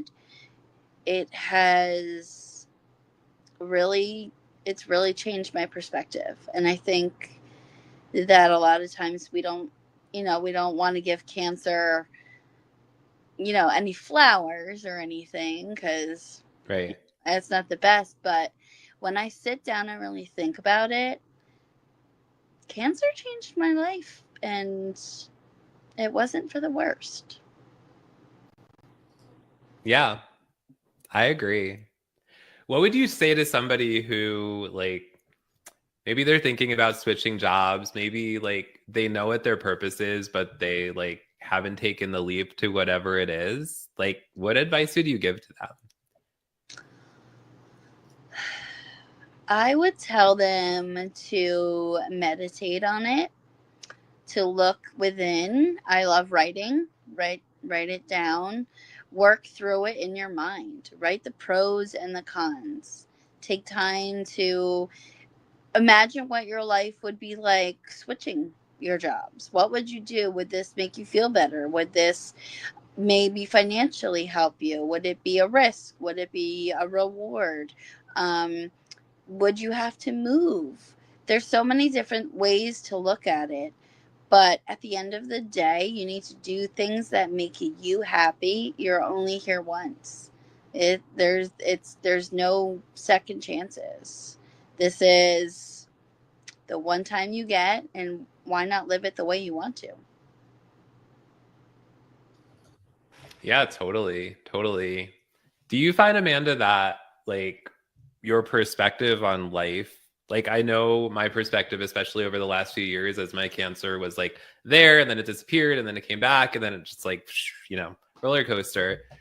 Like my perspective is like my focus now is like happiness and purpose and like just wanting to live life and like, you know, just, and like before I was not as intentional about that, especially before sharing my story like over the last 3 years. Like, what's your take on your perspective and like how it's evolved, or has it evolved? Yeah.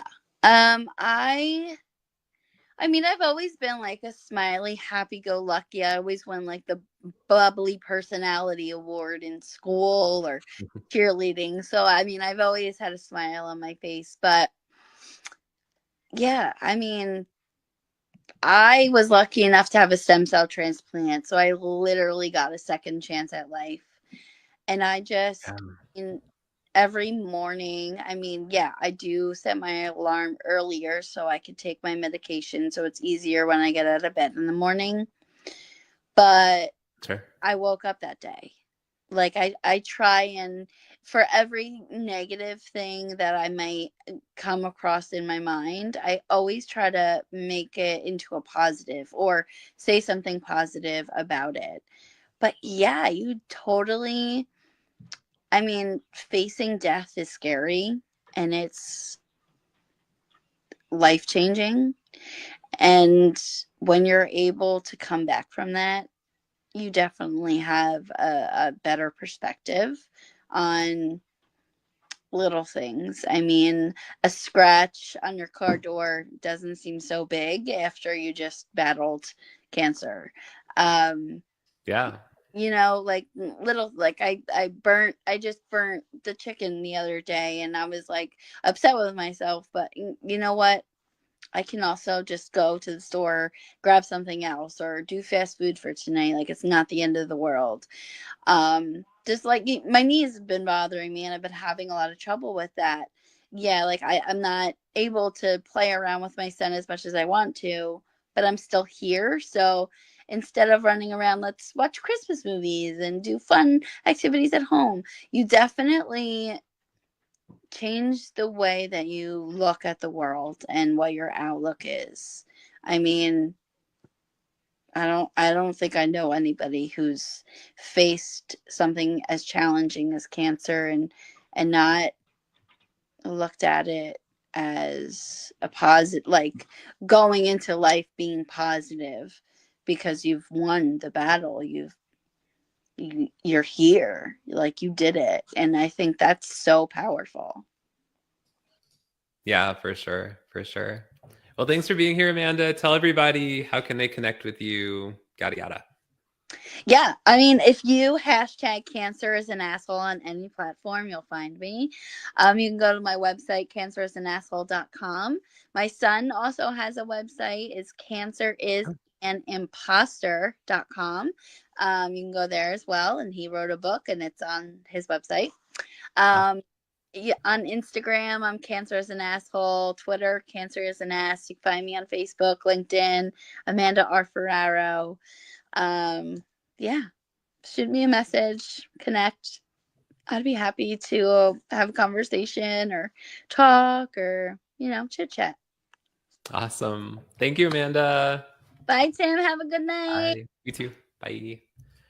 All right, everybody, we are here at Showing Up Perspectives on Cancer. We have been going 3 hours, 29 minutes, and 29 seconds, which is now 33, 34, 35. Okay, I'm not going to do that the rest of the show. And we're here at the 3-year anniversary show of Showing Up Perspectives on Cancer. It's always also the Giving Tuesday celebration. It is not always the Giving Tuesday celebration because tomorrow is going to be Wednesday and then Thursday and then Friday and you know, all those things. But I appreciate you all being here for sure. And if you'd like to make a donation, today's Giving Tuesday, so you could give in a few ways to Showing Up if you would like, if you choose to do so and are able to. One way is by making a donation at perspectivesoncancer.com. And another way is you could purchase a Perspectives on Invisible Illnesses book, which is only $9.99 until midnight tonight. And the Kindle version is $4.99. So, or the third option is you could share this live stream out with your friends, your family, your colleagues. You could tag them and to help spread the word about Showing Up Perspectives on Cancer. And next, I'm going to bring our next amazing guest on. She is Miss Andrea Sanchez. Hello. Hi, how are you? I am great after 3 hours and 30 minutes and 56 seconds. How are you? Wow, I'm so proud of you. It's a great cause. I'm so glad you're doing this. You're good? Yeah, are you there? You froze. I am here. Yes, I froze. I don't know what's going on over here. There must be some like time limit on, I don't know. Anyway, thanks for being here. Of course. Now, Andrea is my accountability partner on my events, and she's on the nonprofit board. Yay. Which she is super excited about. Very. And my friend. And so tell everyone, who is Andrea Sanchez and what is your connection to cancer? I am an individual that is just trying to make the best of my time here in this world. And that means giving in any way that I can to make a positive impact in whatever I do. And lots of that is through community. I really believe in the power of community and for people to have a safe space to speak up. And what attracted me to what you are doing and your vision is the community that you have started to create 3 years ago when I met you. And now look at it, it's grown into a nonprofit as well. So my connection to cancer is that I think in some way, I just had a post on LinkedIn earlier today, in some way, cancer touches everybody, at least I think so. There's some sort of way that everyone is connected to it, whether it's you're the one that's going through it or a loved one or heard of somebody, something. So, and of course, my best friend has cancer. So I love this community and I'd do anything to support it. Well, thank you for all your support.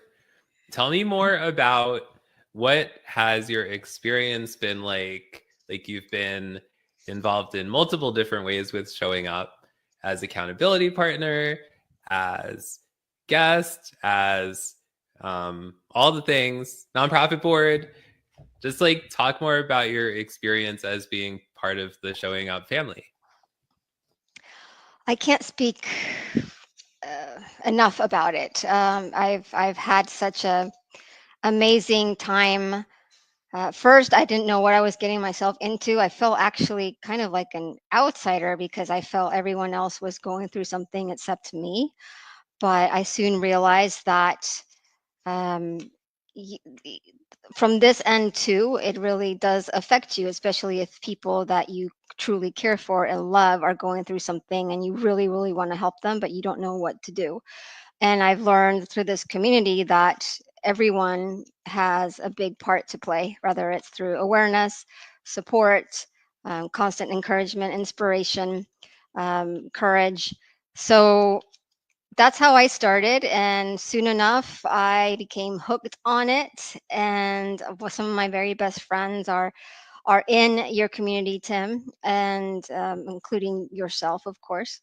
And I would have never thought I'd be a board member in such an amazing nonprofit, especially dealing with cancer, which I'm really, really feel passionate about finding more ways to educate people on it and raising more awareness. Well, thank you for all you do. And you have also done a lot yourself through your community, through your hope and kindness rallies on Zoom and in-person events. Yes, although I did take a hiatus this year, Mm-hmm. which Tim is my accountability partner, so he didn't take that too lightly, but he kept pushing me, and I'm hoping I know not hoping I will be coming back in 2025. You better be. I don't. Yes, yeah, and start my rallies again, and 15 minutes of kindness on LinkedIn, which is my audio event When are you starting that again? in 2025. Oh, okay. In January? Yes, sir. Mm-hmm. Mm-hmm. He doesn't believe me. What would you say to somebody who is thinking about getting involved in showing up in some sort of way, whether it's through donating, through volunteering, through sharing, whatever? What would, somebody's like on the fence, they're like, I don't know. Like, I don't know if I have enough time. I don't know if I have enough, whatever. Like, what would you say to somebody? There is absolutely something for everybody, regardless if you're looking for something small, big. It's so incredibly, this whole community is so incredibly kind and grateful of anything that you can give, whether it's your time, your support, anything. So every little thing, even though don't think that you have to do tons, but every little thing counts and makes a huge difference, because it takes everybody to really move forward what we're trying to do together, which is a huge task, right? In trying to raise all of this awareness worldwide. That's right. That's right. And do you have a few minutes, Andrea? Yes, that's why I'm here. Okay. Speaking of community, there is another guest who is coming. Hi, Ashok. Hey, Ashok. Hey guys, how are you? Good to see you. I think I'm 3 minutes early. You are. Sorry that I probably caught you off guard. I was just practicing a little bit, so waiting for my Oh, no. turn. Andrea, how are you doing? It's great to see you. It's great to see you too. It's been ages. It's been a long, long time, but I can tell you this community has never left my heart since I started connecting with Tim and all the wonderful people he's brought together. And I have a long story with cancer. It starts probably since I was born, because I think cancer touches all of us. And when Tim was asking you, who is this for? Ultimately, it's for everyone. Because I think in my experience with cancer, it's two things. It's stereotypical and it's extremely unique. So there's certain things about it that are similar. So you can find relatedness to other people, but there's other parts of it that are profoundly unique. So when I talk about empathizing with somebody who's struggling with cancer, there's the generalities of what they might be going through, but it's always helpful to ask them, what are you going through from your perspective? What are your stresses and strains? What are your anxieties? What are your thoughts?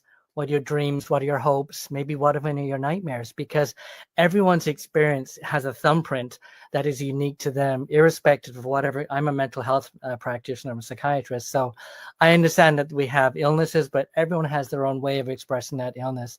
And working with the cancer community, working with Tim and yourself and people like that, it's made that conversation so much easier and so much more accessible. And when I was, I've been a cancer supporter. I always am a cancer supporter of somebody, either in my practice as a professional or in my personal life. And if I had something like this when I was starting out cancer supporting at 18 years of age, I'm 65 now, it would have been so much more helpful for me emotionally and socially. Because oftentimes, kind of like at times of loss, people don't know what to say. Like, what do you say to someone who's just gotten cancer or someone who's just lost someone to cancer? What do you say?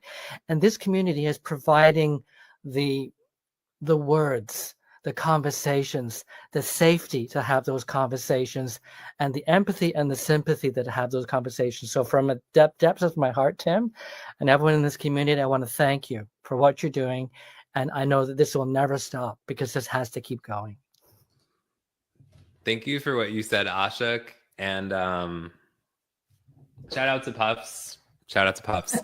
And also, I mean, you've been so involved. Like, you've been a guest on the show. You came to the in-person event. You wrote a song about the event. Like, you didn't even tell me. You just like started playing a song about the event. And I'm like, who? Ashok, of course, writes the song about an event, just like shows up with a song. So thank you. Like, that was like, what is happening? Well, I think, I'm a musician. Mm. And I happen to be a physician, right? So I'm a musician, physician. But let's think about it.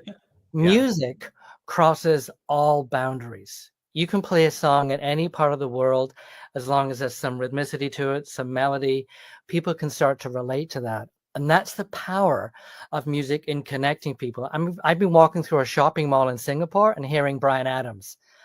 I've been up on stage playing it in different countries, and everyone's moving and dancing because I'm doing something, I'm singing and playing, and people are relating, even if they don't know what the words I'm saying because they don't speak that language, or if I'm playing melody. So the power of music is to connect people.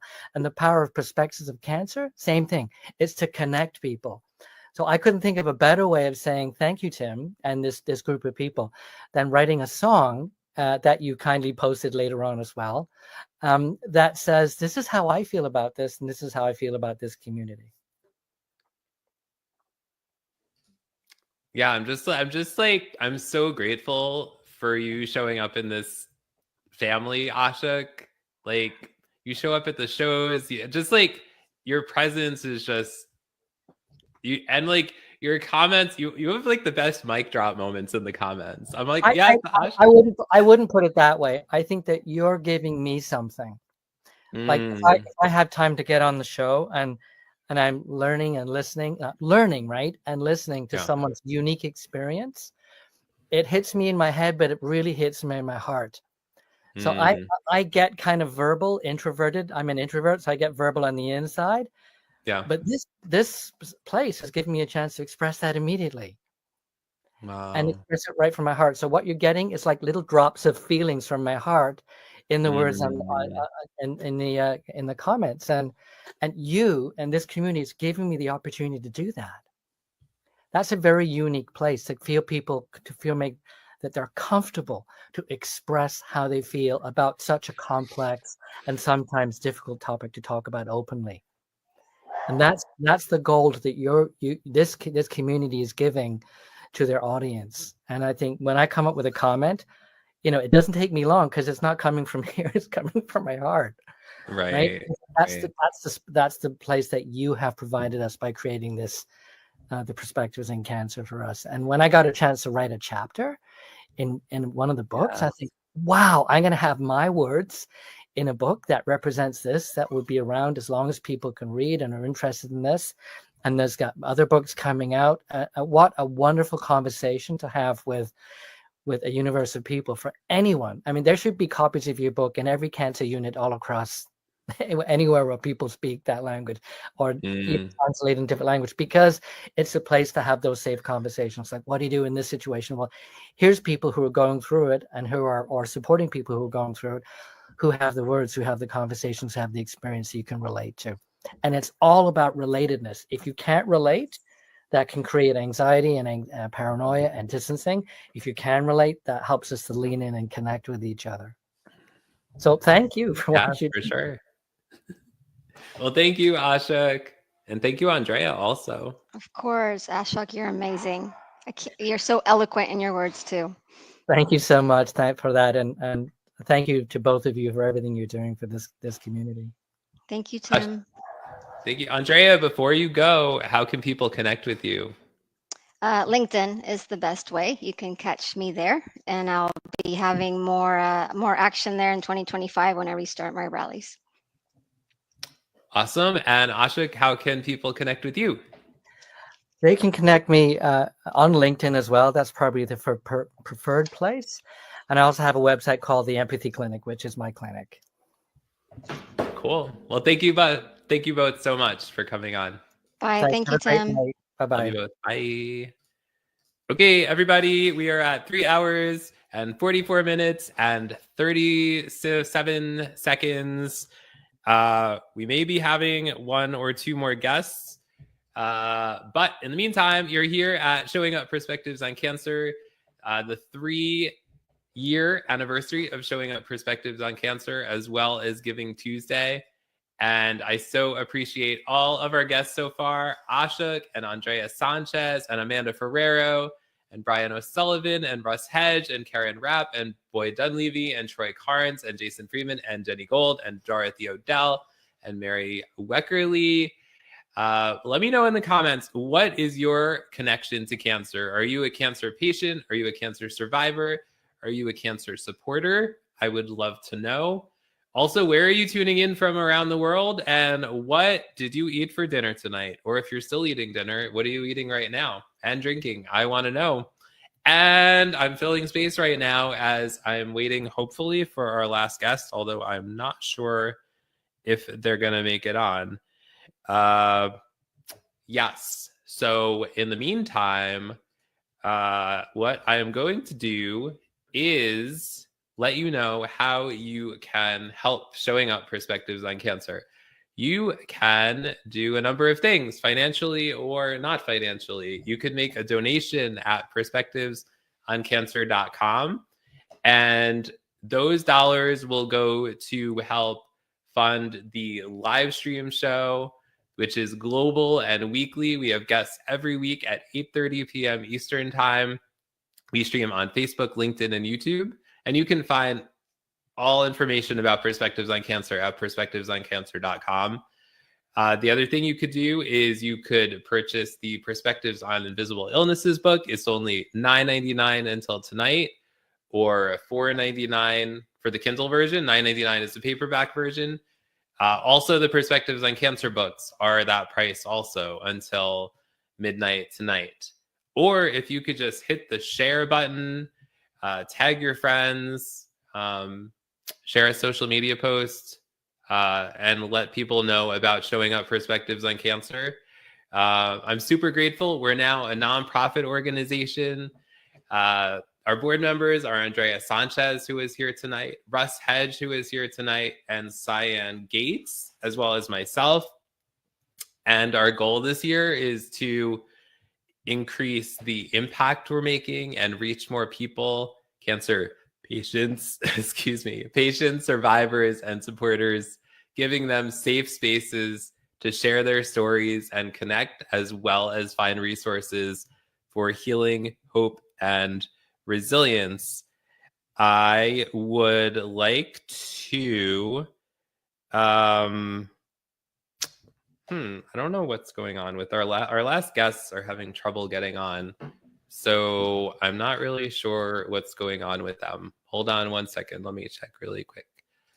I don't okay, let me send a message really quick. Sorry. Thanks for bearing with me.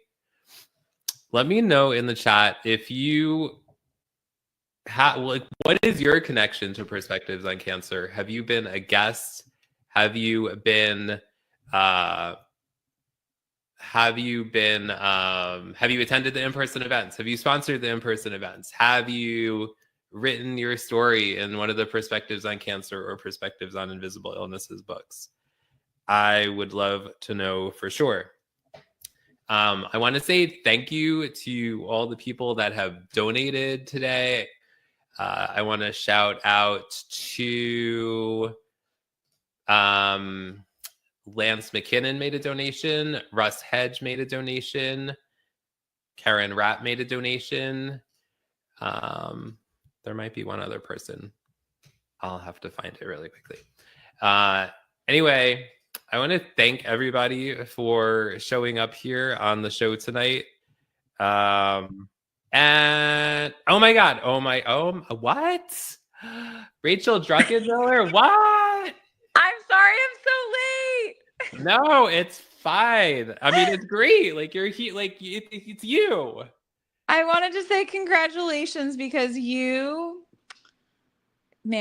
like you are somebody who has such a big heart and such a generosity of spirit. And despite the fact that when you're having like the hardest day, you still have this way of showing up for other people with such compassion, with a sense of humor.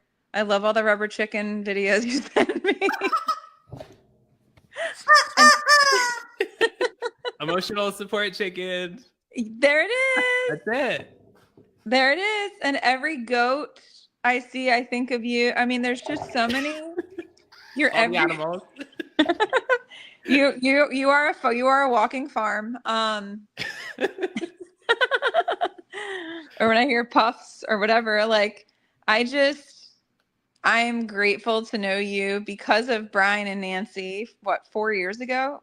4? Almost 5? Yeah, it was like COVID time. It was like 2020 probably. Yeah, almost Right? 5 years ago. And like, I just admire the way that you continue to show up for other people, even when you're going through your own challenges. And even I know on days where you're probably just like, I'd rather just crawl in my bed and hide under a blanket.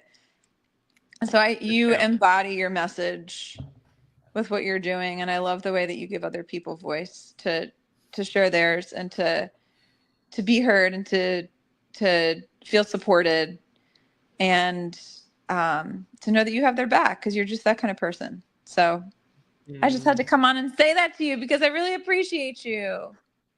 I appreciate you too. Yeah.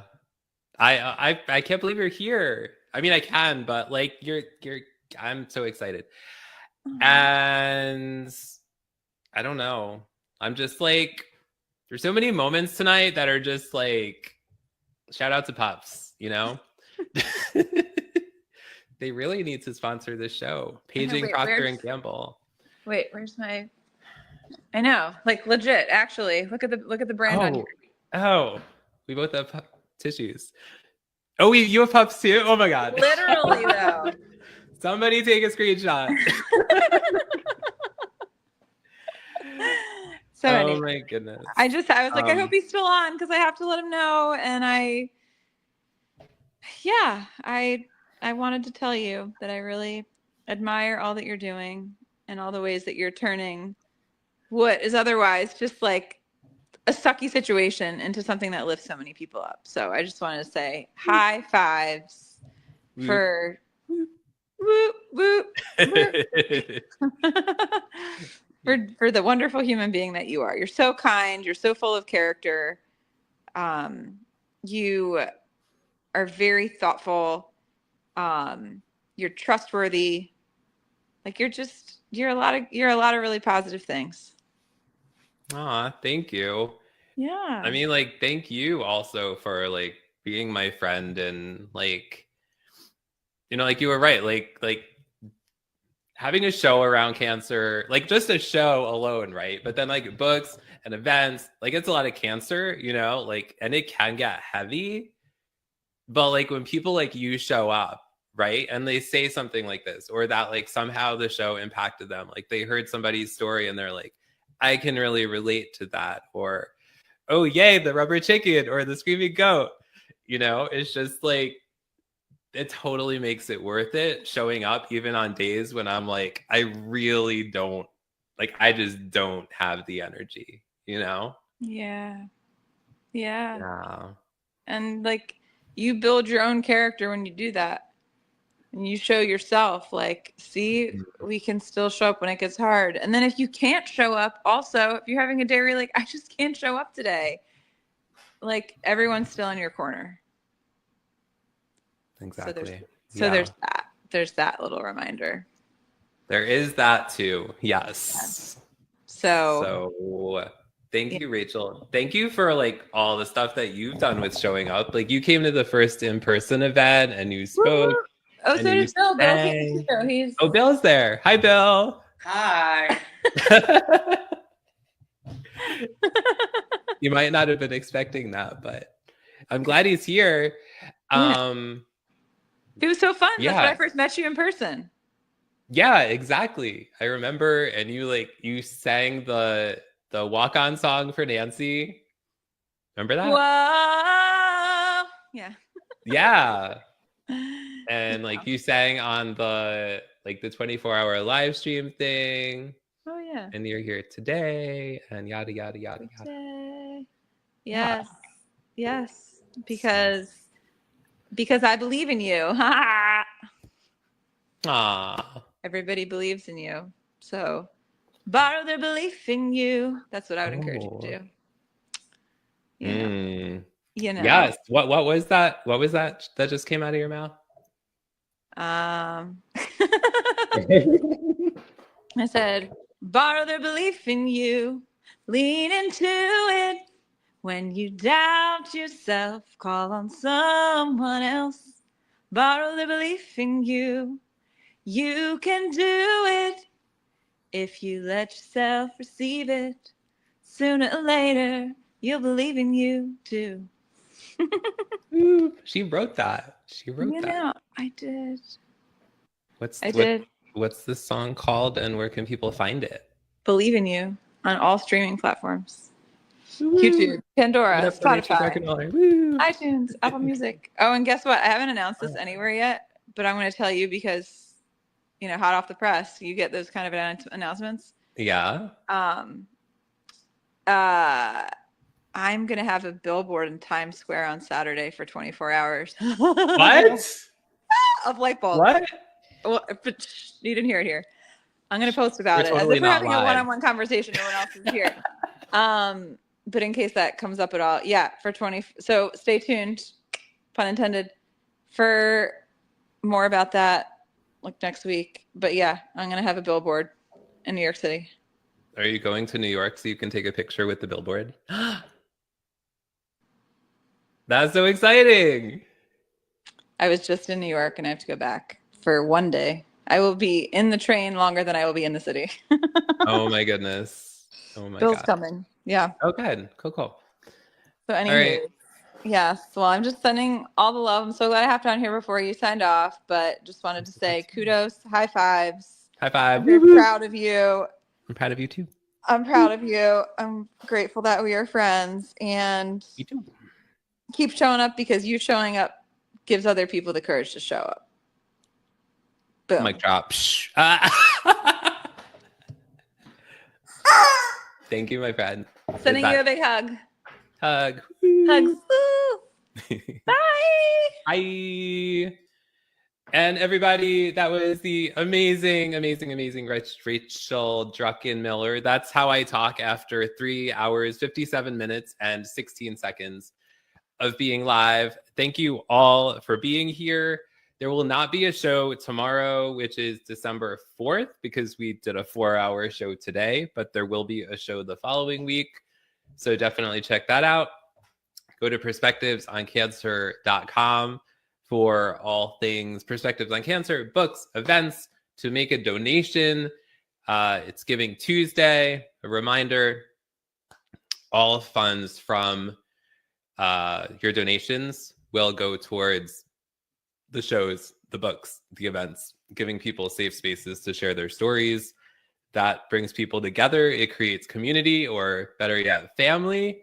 And it also gives us the opportunity to learn from each other and become friends with people like Rachel Druckenmiller.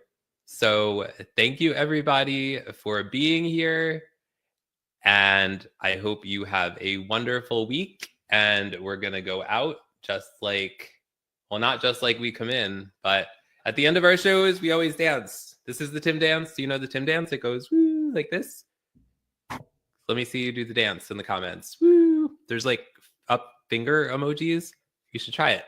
Anyway, have a great week, everybody. Thank you so much for all your support over these 3 years. I'm looking forward to your support over the next 3 years and counting. Have a great week, everybody. Bye.